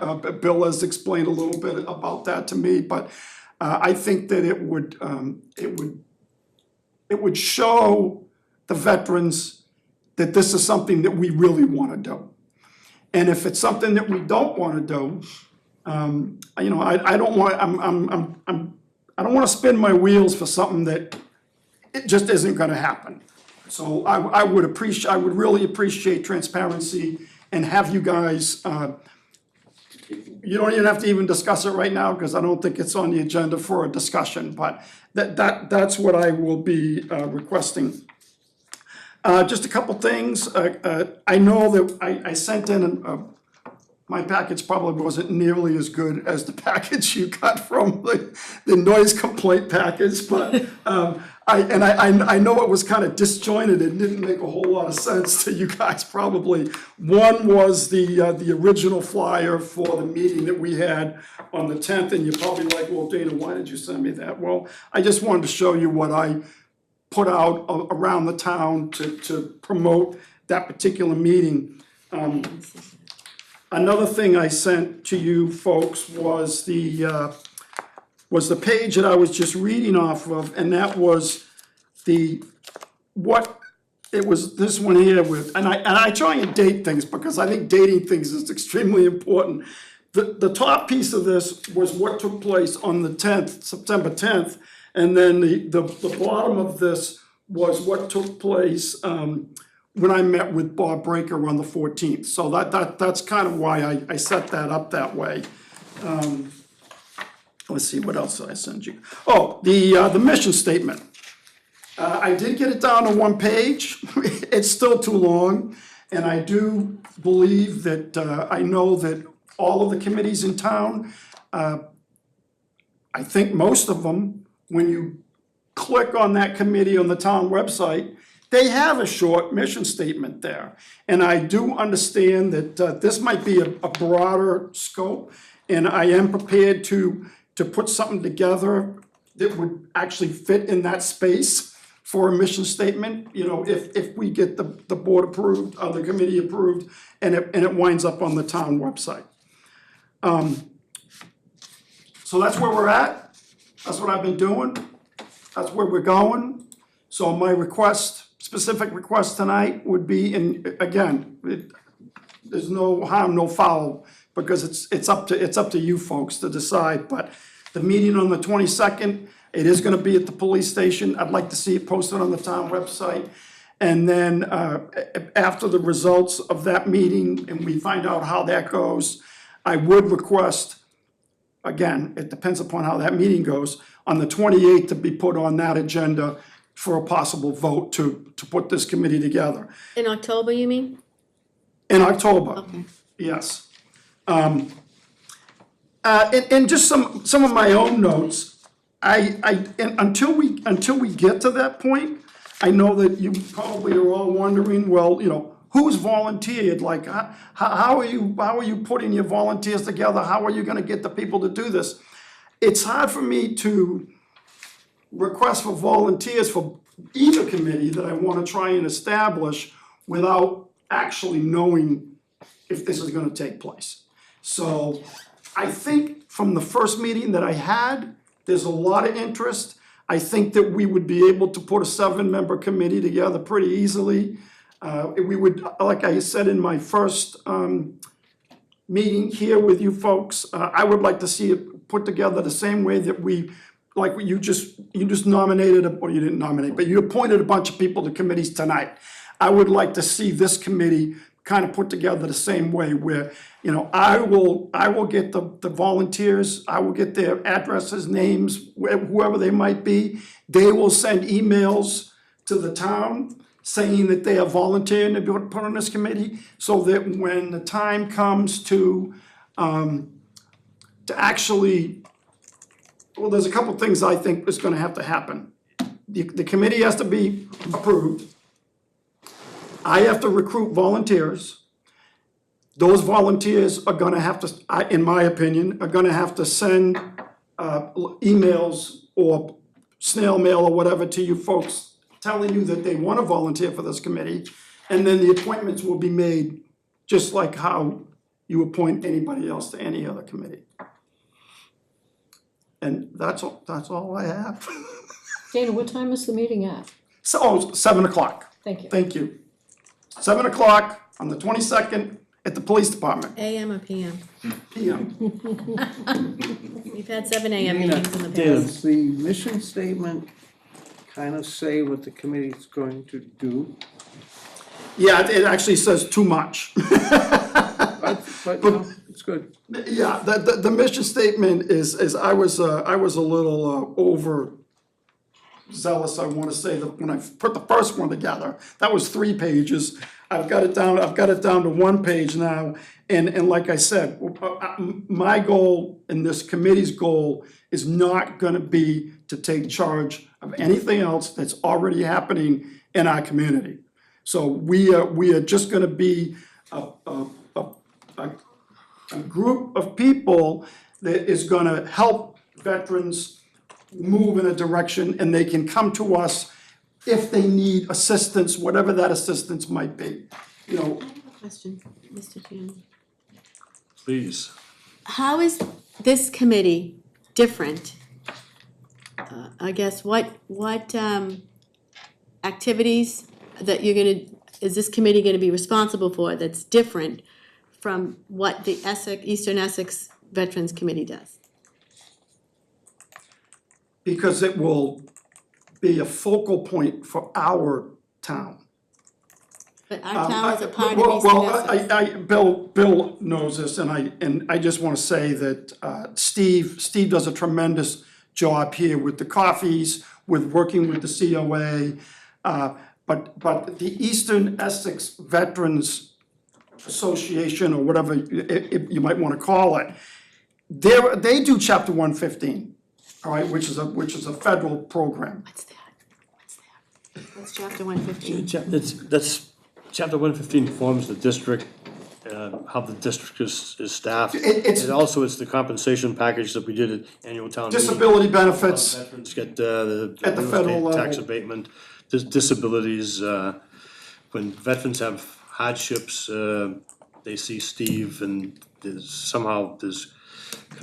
I'm not sure what's in his budget. I'm not sure what's in Steve's budget. I've only been to 2 meetings so far.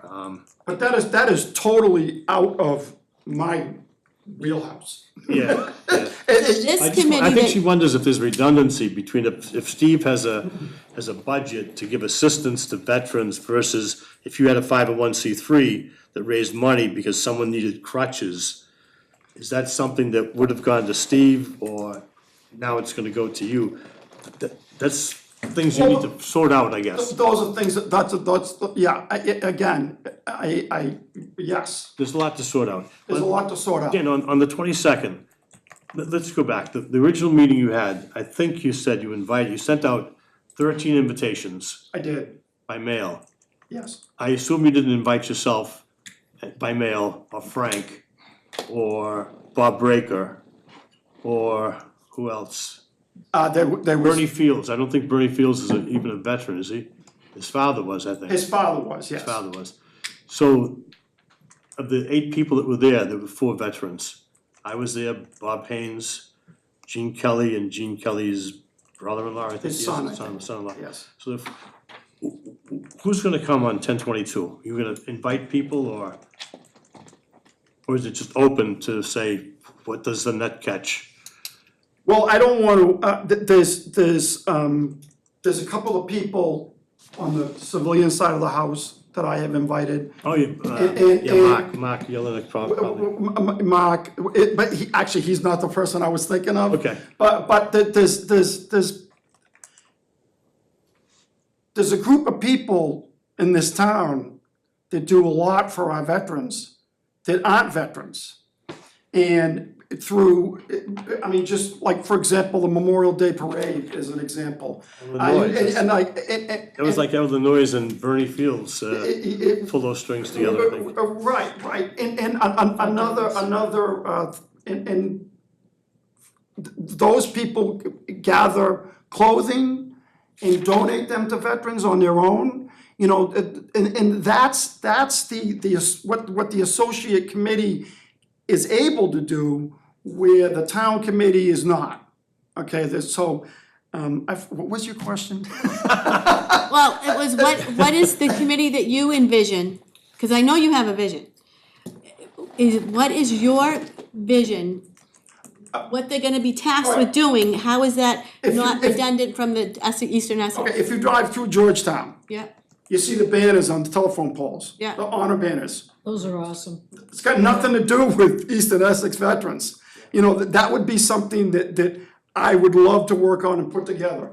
A brick pavers going to our memorial where you can buy a brick and you can put your name, in that brick, and it would help maintain our memorials, Okay. The grave officer, we would compliment the grave officer by helping that group maintain the graves. Okay. Okay, Wreaths Across America. Wreaths Okay, it's Fall under that umbrella. Steve's got nothing to do with Wreaths Across Yeah. America. That's right. Yeah, so that would be another thing that we would do. all right, who's Bob?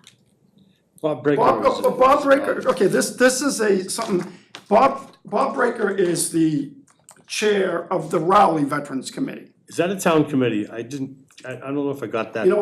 That's a good, I don't know if I got, I think. no, he talked about the Bill? building. If I may, I believe in June 24th, I spoke with Bob, and I do not believe it's a town committee.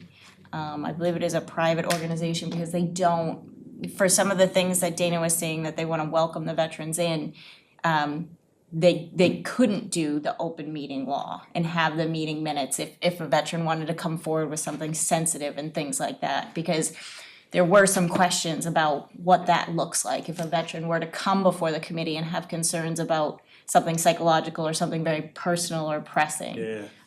So it's definitely, I wanna clarify something. Right there is where my concern would be, and that's something to think about, whether it has to be a town committee, because there's liability here. I have got nothing to do with, it's gonna have nothing to do with healthcare, Yeah, but disabilities, any of that. everything is perception, so you gotta, and when it becomes a town committee and it's dealing on the level where, just what I was thinking. So I think the there's 501c3 liability. is the way to go. I wanna just add, I wanna clarify something that Joy just touched on. The old VFW in Rowley, I thought was Bob's committee. It is not. Yeah. That is the, a different private organization that works out of that building. I don't really know what they do, to be honest with you. But Bob, Bob put out this flyer, I'm sorry, he put out this flyer, and I can read it to you if you want me to. But it's, Raleigh is a great community of veterans helping veterans. If you have questions about your VA benefits from healthcare and disability to education, tax deductions and burial honors, we're here to guide you. I think that's a bad idea. I mean, that's what I don't wanna do. Isn't and that that's what Eastern Essex does though? Don't they do that piece?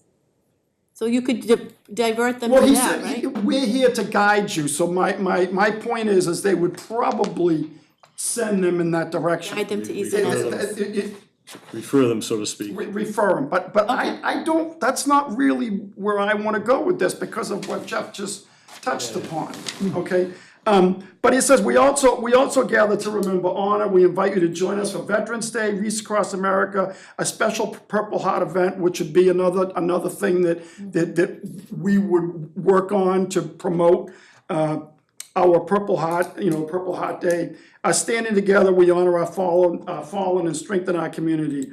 And he asked if you're a Purple Heart recipient, we would be privileged to connect you and share details about a special recognition event in your honor. Which, it's kind of interesting because I know Bill knows this, but people who have received a Purple Heart, there's no list. Yeah, There's no list of those people. They have to come forward on their own, which most of them aren't gonna do that. Your time and talents are always welcome. We'd love to have you volunteer at our events or bring your voice to our committee.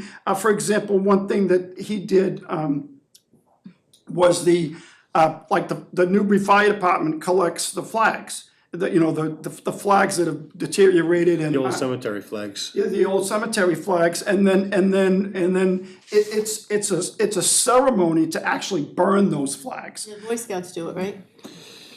The Boy Scouts have done it in the past, but there are no Boy Scouts now. I mean. No, and I'm the person getting the flags, and that's a Collect them, big problem collecting. but they've not been disposed of yet correctly. Raleigh doesn't have a standing troop?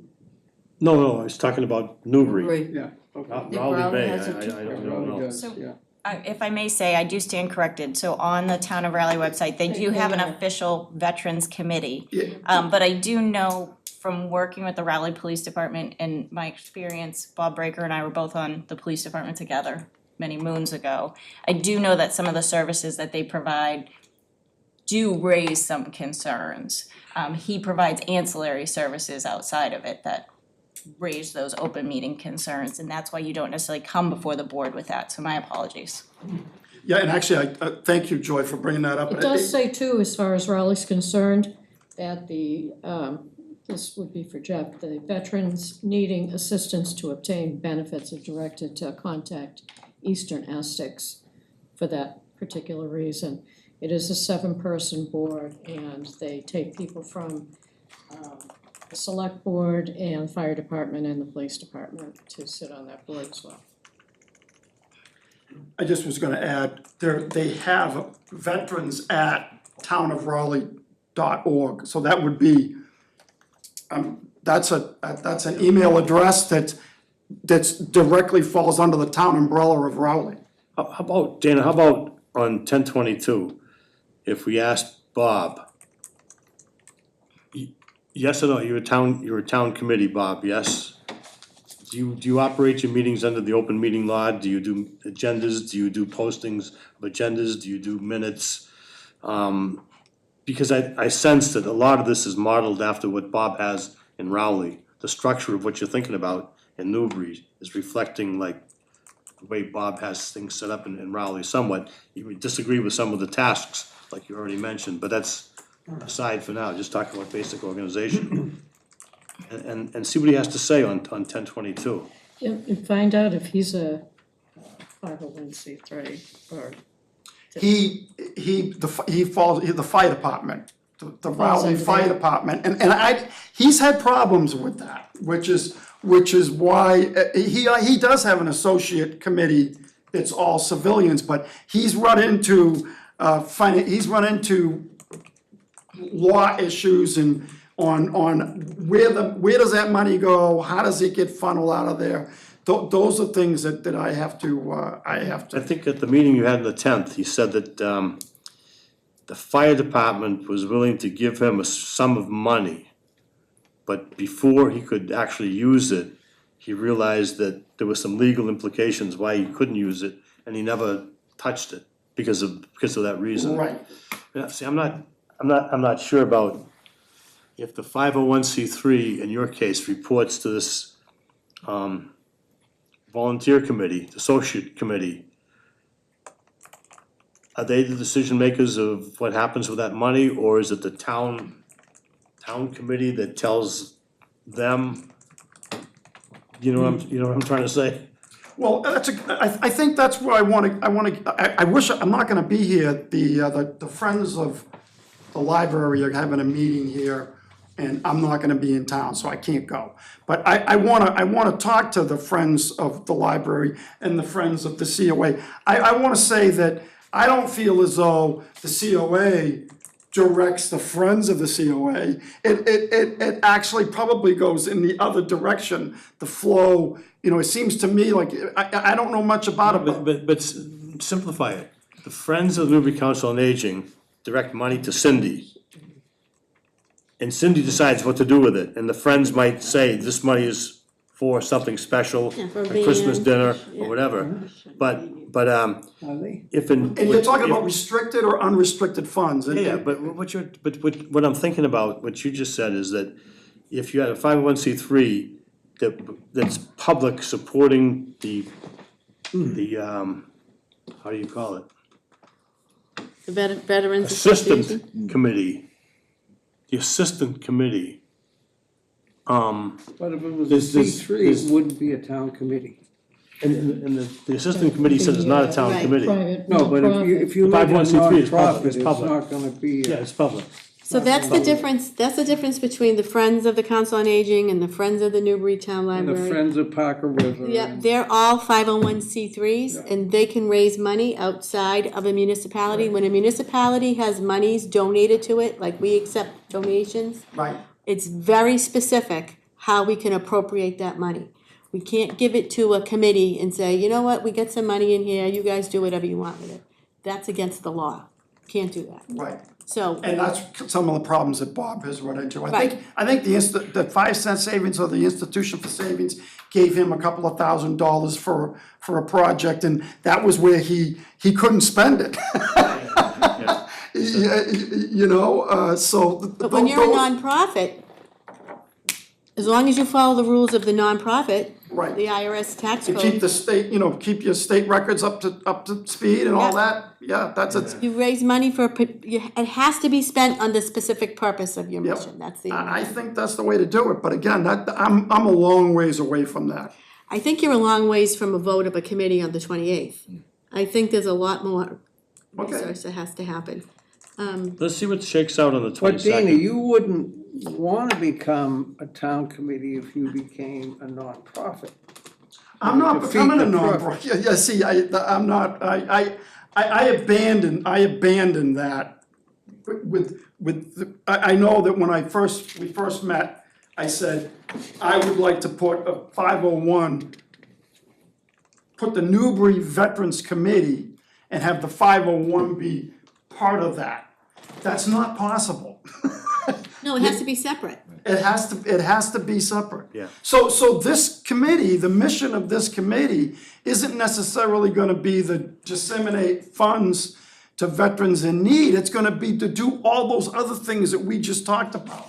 You know, the Wreaths Across America, the burial ground, the flag, you know, the flag ceremonies and the banners on the telephone poles and even, I mean, we put flags on our telephone poles now. I know Tony is a tremendous self-volunteer. Self-volunteer, Billy Went is the Yeah. one you have to thank for. Right, well, Billy went also, you know, and that's part of what I wanna do. I wanna have the Newbury Veterans Committee assist these great people that we have that are already taking care of our different things in town, but I wanna have a central location where everybody knows what everybody else is doing. I think I understand better now, thank you. I do. Thank you for your time, thank you for having me, I appreciate it. I'll join you on the 22nd though. Thank you. Should be clear. I think. So you wanna talk to Bob again? Cause I would. No, is he gonna be there? Did you? Well, I haven't announced the meeting yet. Oh, okay, There's- okay. I just announced Yeah, it. you did. I have now. You're on Yeah. television, you're right. And one of the reasons for that is because I just got the response from the Newbury Police Department a few days ago. Yeah, sure. On the location, so. I mean, primarily to follow the money, to follow his money, Bob's money. Well, I think when How they, he's funded. they're allowed to do fundraising for local veteran types of things. You're speaking for Bob Breaker or? I'm talking about how Raleigh does it, so you were mentioning that it seems to be somewhat clear that, you know, Dana's kind of following the same model Yeah. theory. So at the end of it, it does say, you know, if the veterans are in any need of anything specific, to contact the Eastern Essex Veterans, which basically, without saying it out loud, says that they don't have a 501c3 because they are not capable, because they're a town, part of the But town. you started the conversation by saying they do fundraising. They are allowed to do private Who does? Bob Breaker's committee? Just, it would be just like, You can't do fundraising just as a committee. As a I mean, town maybe committee, you they- can't. as a what? As a town committee, you can't raise any That's how money. they describe it. That's why they, Just saying. well, that's their description. We'll figure it out with Bob Breaker, okay? Yes, You've been patient. Thanks for answering the questions. thank you. Thank you. Thank you all so much, appreciate it. All right. It's time for the town administrator's report. Thank you, Mr. Chair. Larkin Dam was successfully breached on October 10th. Fish will be very happy now. Yes, for those No, of they're you not, who weren't Why do you there, say there that? are- because there's no water. They have Well, no, they need to, the little fishies can't swim anyplace. we need, we're in a drought. That's It's the not, problem. the dam was breached, the water flew out, it dried up the whole area, and there are no fish to be had in that particular part. But in the spring is when they spawn, right? Yeah. It'll be there in the There's spring. a lot more work to be done. That was just the initial breach. The dredging Yeah, I saw. and regrading of the channel has to occur. They'll remove the access road and then they move on to the USGS gauge, where they'll demo the concrete weir over there, install cofferdams and regrade the banking. So the project's not complete at this point, but the breach did occur. Yep, wanted to let you know, the HR board did complete their classification and compensation plan review work of the information provided by HRS Consulting. They reviewed factors, ratings, pay ranges, job descriptions, et cetera, and with the expectation that the new plan revisions will all be implemented during fiscal year 2026. Free cash has been certified. It was certified at $3,285,964. A couple things to note as a reminder.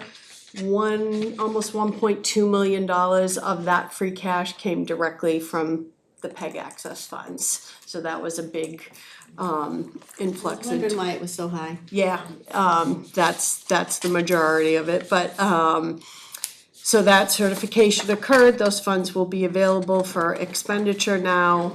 We won't access them likely until the Springtown meeting. Another factor in that I just wanted to make you aware of, we see it periodically on the select board agendas as you accept grant funding, you vote to accept it.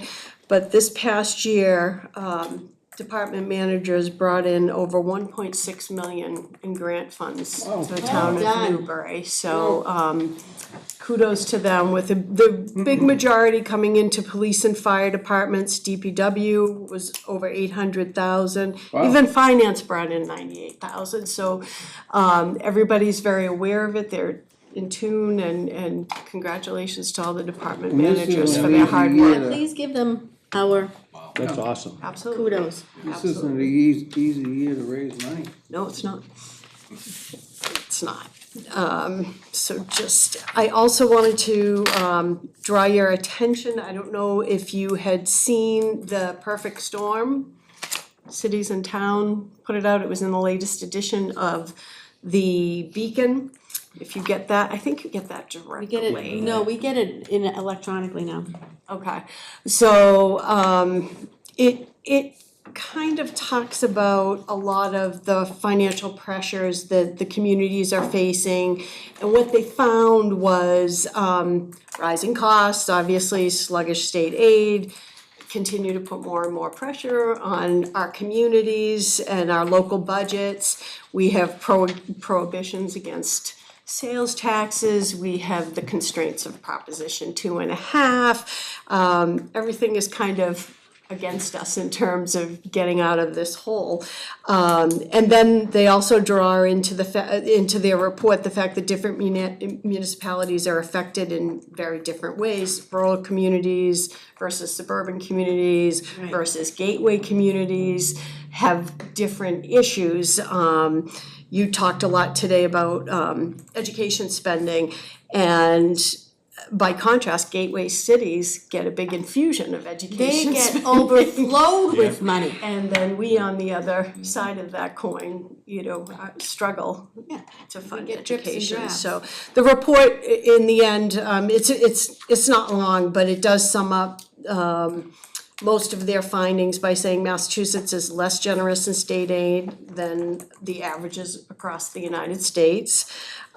State aid has fallen and continued to fall for many of the cities and towns in the Commonwealth. The only relief we know from Prop 2.5 is costly and somewhat temporary overrides. And although their education aid has enabled some new investments across urban Mass, it has not impacted us. So it's, as we kind of jump into budget season, it's worth a read, and Can you also send the link out? I sure will. I Yep. saw the summary and I can't remember, did it have recommendations at the end or did it say that those are Not coming? coming, more to be determined. They're MMA. I know you're not on fiscal policy anymore, but they're still very much engaged in all of this, and I think you're going to see a lot more coming out, a lot more recommendations. But so as like Is I it the said, Municipal Empowerment Act that we're trying to, is it part of that? Yep, that's Yeah. part of it. Yep. Yeah. Yep. And thank you all for your assistance with the goals. We officially entered budget season with meetings with the managers, and that was very helpful for me. Thanks. Jeff, thank you very much for sending your goals in. You were out that meeting, but you sent them in, you got it, thank you. You as well, Alicia, you were out sick, Patrick, you did it. Did you ever get goals submitted? No, I did not. You did not, okay. I think what my goals were, I spoke about orally at the meeting itself, as far as like, the goal of, coming up with a plan for the Morgan Ave Fire Department. A capital goal? Mm-hmm. Okay. Okay, Okay. we'll see if it's, should be in the minutes then. Yep. Okay. And also relative to budget, so we've just been notified from our Maya Health Benefits Trust that the Medix premium increases are gonna be 12.54%. Now, that's for our retirees. Healthcare costs are rising at rates we haven't seen, in mass, They're just people or are just across the starting to country. get the bad news. Yeah, it's gonna present a lot of challenges for affordability, and it's very likely, kind of a precursor for what we're going to see as we look at premium increases for our annual budget. I would kind of buckle up for that being one of our biggest budget busters based on these numbers. But Triton sees as well. Exactly, yep, they're in the same exact boat as we are. What is? Triton, Yeah. see the same. Yeah, and they Whittier did too. provide us some rationale saying it's driven by continuation of increased medical utilization trends as well as increased pharmacy and medical unit costs, the amounts we pay for those services, so more to come on that one for sure. We received notification that our grant proposal, a regional grant proposal in which Salisbury was the lead, Salisbury, Newburyport, and Newbury, for the Upper North Shore Regional Shore Protection Strategy Development Needs Assessment Project, has been awarded $232,000 from CZM. Okay. And that is, again, growing risks for climate change, particularly sea level rise and increasingly intense coastal storms that we're facing on Plum Island. But it also includes the Merrimack River Inlet, the public and private beaches, barrier beach systems, and the Great Marsh, Salt Marsh ecosystem in this particular grant. We're looking for long-term regional planning efforts to evaluate the coastal erosion, sediment transport, and the feasibility of shore protection strategies.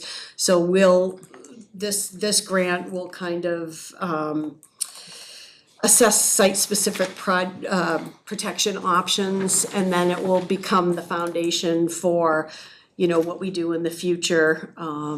Salisbury's the lead. Lisa Pearson was instrumental in getting this. I know Jeff, you probably are very much more aware of the details than I am, but. You did a good job. I think the idea that it really looks at the Barrier Beach system as a system, and the systems, if people get included, would be Salisbury, Newburyport, and us. We'll see.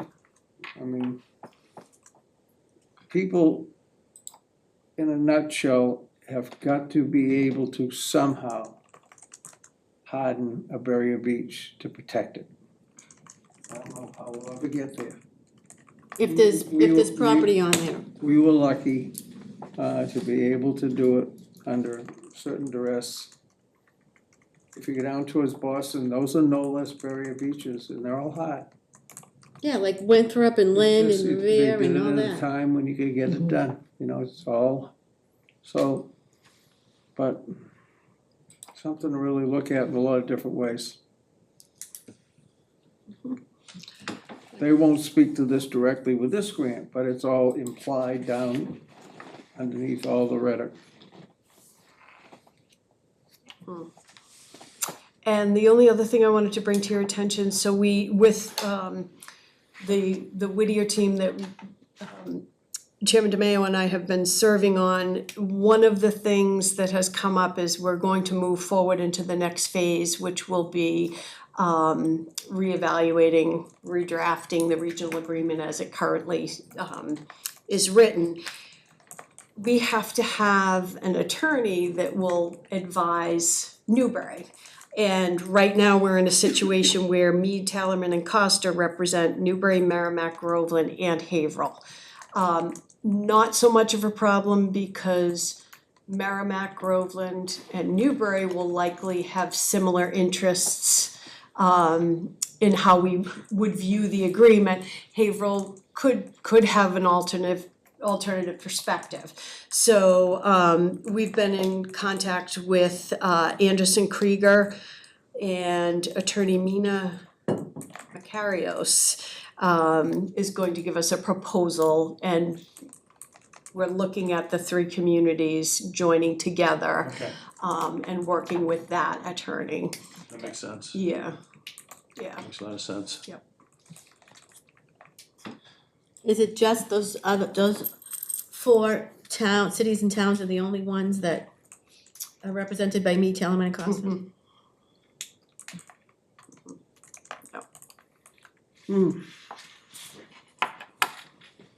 Fun stuff. It will be fun stuff. Making progress though. All set? Yes, thank you. Okay, correspondence, Whittier Tech Annual Operation Report for 2024, 2025. There's a letter in your package from Joanna True and Maureen Lynch. I think basically it says that we have 4 students at evening school and a total of 24 students spread through grades 9 through 12. And in 2025, 4 Newbury students graduated from Whittier. The cost to Newbury for the school year 2024, 2025 was $327,687. And there was also a letter from Plumfest Charitable giving credit to Chief Patty Fisher for what our police department did in support of Plumfest. They had a lot of hundreds of comments about people's pride in seeing the presence of the all the protection devices that were there. So that was a wonderful letter. Yeah. Great, that. Spoke very highly of Chief of the Phenomenal police. event. Yeah. Yeah, amazing. That's the Sorry to first miss time it I've this missed year. it and since it started. First time I've gone. Oh, it's usually a good time. Yeah. It's awesome. Meeting updates. Who has meeting updates? Patrick, anything? Just that there's an upcoming public hearing session on chapter 70 at Masconomet, which I reported earlier. That's what she. I do. Go ahead. Okay, the DCC canceled their October meeting, and it will be held differently at the Salisbury Library on 11/6 at 6 p.m. and outsiders, everybody's always welcome anyway, but this will be more including people in more of a question and answer. They just didn't have enough information to hold the meeting in October. And we received the notification on that via email that Brian and Linda had decided that it wouldn't have been worth the time of anybody. So they're doing it this way. And they'll bring all the information they now have gathered, and if you want to participate as a citizen and ask questions, they're inviting you to do so. The other thing I just want to mention, that I know some people that live in Raleigh, and they're receiving letters in the mail that the Georgetown population of students, especially in the middle high school, is depleted to, they might not be able to sustain themselves, and they will be opening offers to allow Raleigh and Groveland kids to come into the school system as a regular, so that they will almost feel like they're regionalizing themselves.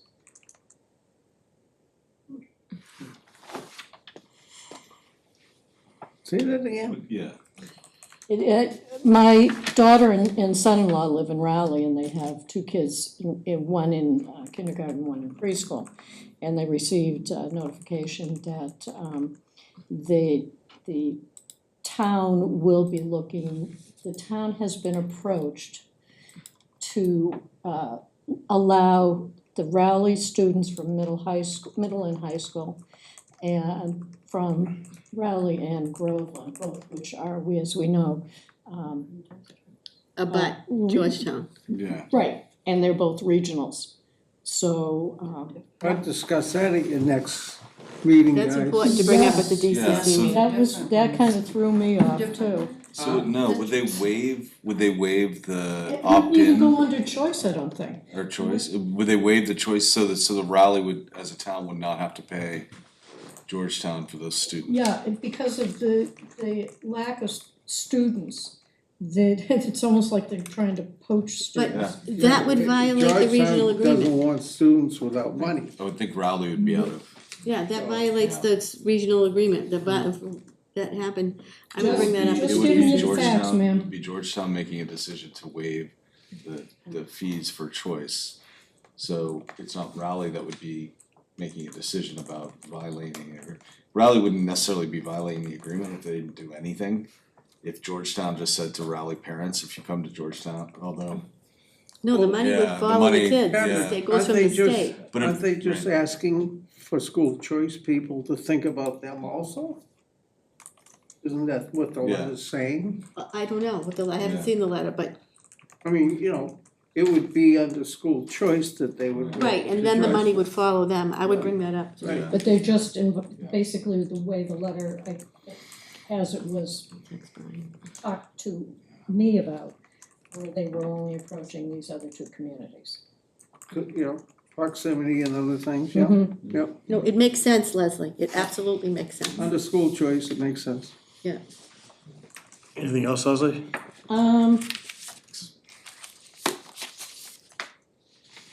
The only other thing I just wanna ask is, could we, at some point in time on the agenda, go back to public comment and perhaps have a live Zoom meeting once a month to get people engaged?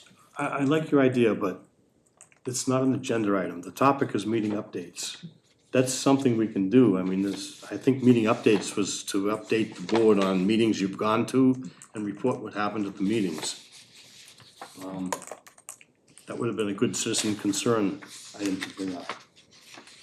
And I think Patrick talked about it at length about communication yeah, Yeah, we need as to, his goals. as a goal, So- Yeah. it's one of my goals, So, yes, you can expect to have a brainstorming session at a select board meeting coming up soon yeah. about communication, which will be an agenda item, Okay, okay? exactly, I Okay. need what I was looking for. Yep, Let me Right. know, I'll pack a lunch. For all of us, or I'll just bring you yourself? I'll bring you some cookies. Jeff, any meeting updates for you? Oh, good, thank you. All right, I went to, the last Whittier NECC meeting last Wednesday. And, I think the building committee is pretty much established. They did appoint Frank Cousins as a co-chair to that committee. One thing I got out of it is, I think that, we can expect Joanna True to come here and give us updates about what's happening from the school committee, Whittier School Committee perspective. Joy, will you reach out to her and make sure that, it's Joanna True, that she knows that she needs to do this now? Is she gonna get quarterly updates, was it, I haven't decided. I'll talk to her about it. I mean, okay, we'll I just don't figure it wanna out. lose that. She's gonna have to be dinged, the school committee member's gonna have to be reminded to come, Yeah, because they okay, never have before. yeah. And what else? The next committee will be, changing the regional agreement. We had a lot of discussion about that. We'll have more discussion at the next meeting. Legal's involved, as Tracy already spoke. And I think an upcoming meeting sometime this week, we'll be talking about, the lease agreement for fire protection number 1 with a sit-down probably a week from Friday. Will that be executive session? No, it'll just be negotiating. Oh, it's just you guys? Yeah, just Patrick and I and Tracy and Lisa. And then we'll be prepping for the sit-down with fire protection number 1. And then you'll bring it back to us in executive session? Because we don't have that, Yes. that's not done yet, right? No, there was a revised lease that came out. We had a red line proposal. They had their red line proposal, and we need to sit and talk and negotiate. Okay, And that is it for my meeting updates. okay. Review and approve meeting minutes. Motion to approve minutes for 9/23/25. Second. Okay, discussion. Joy, what I found was, right before meeting updates, the public property use of the Newbury Elementary School, it says we tabled it unable October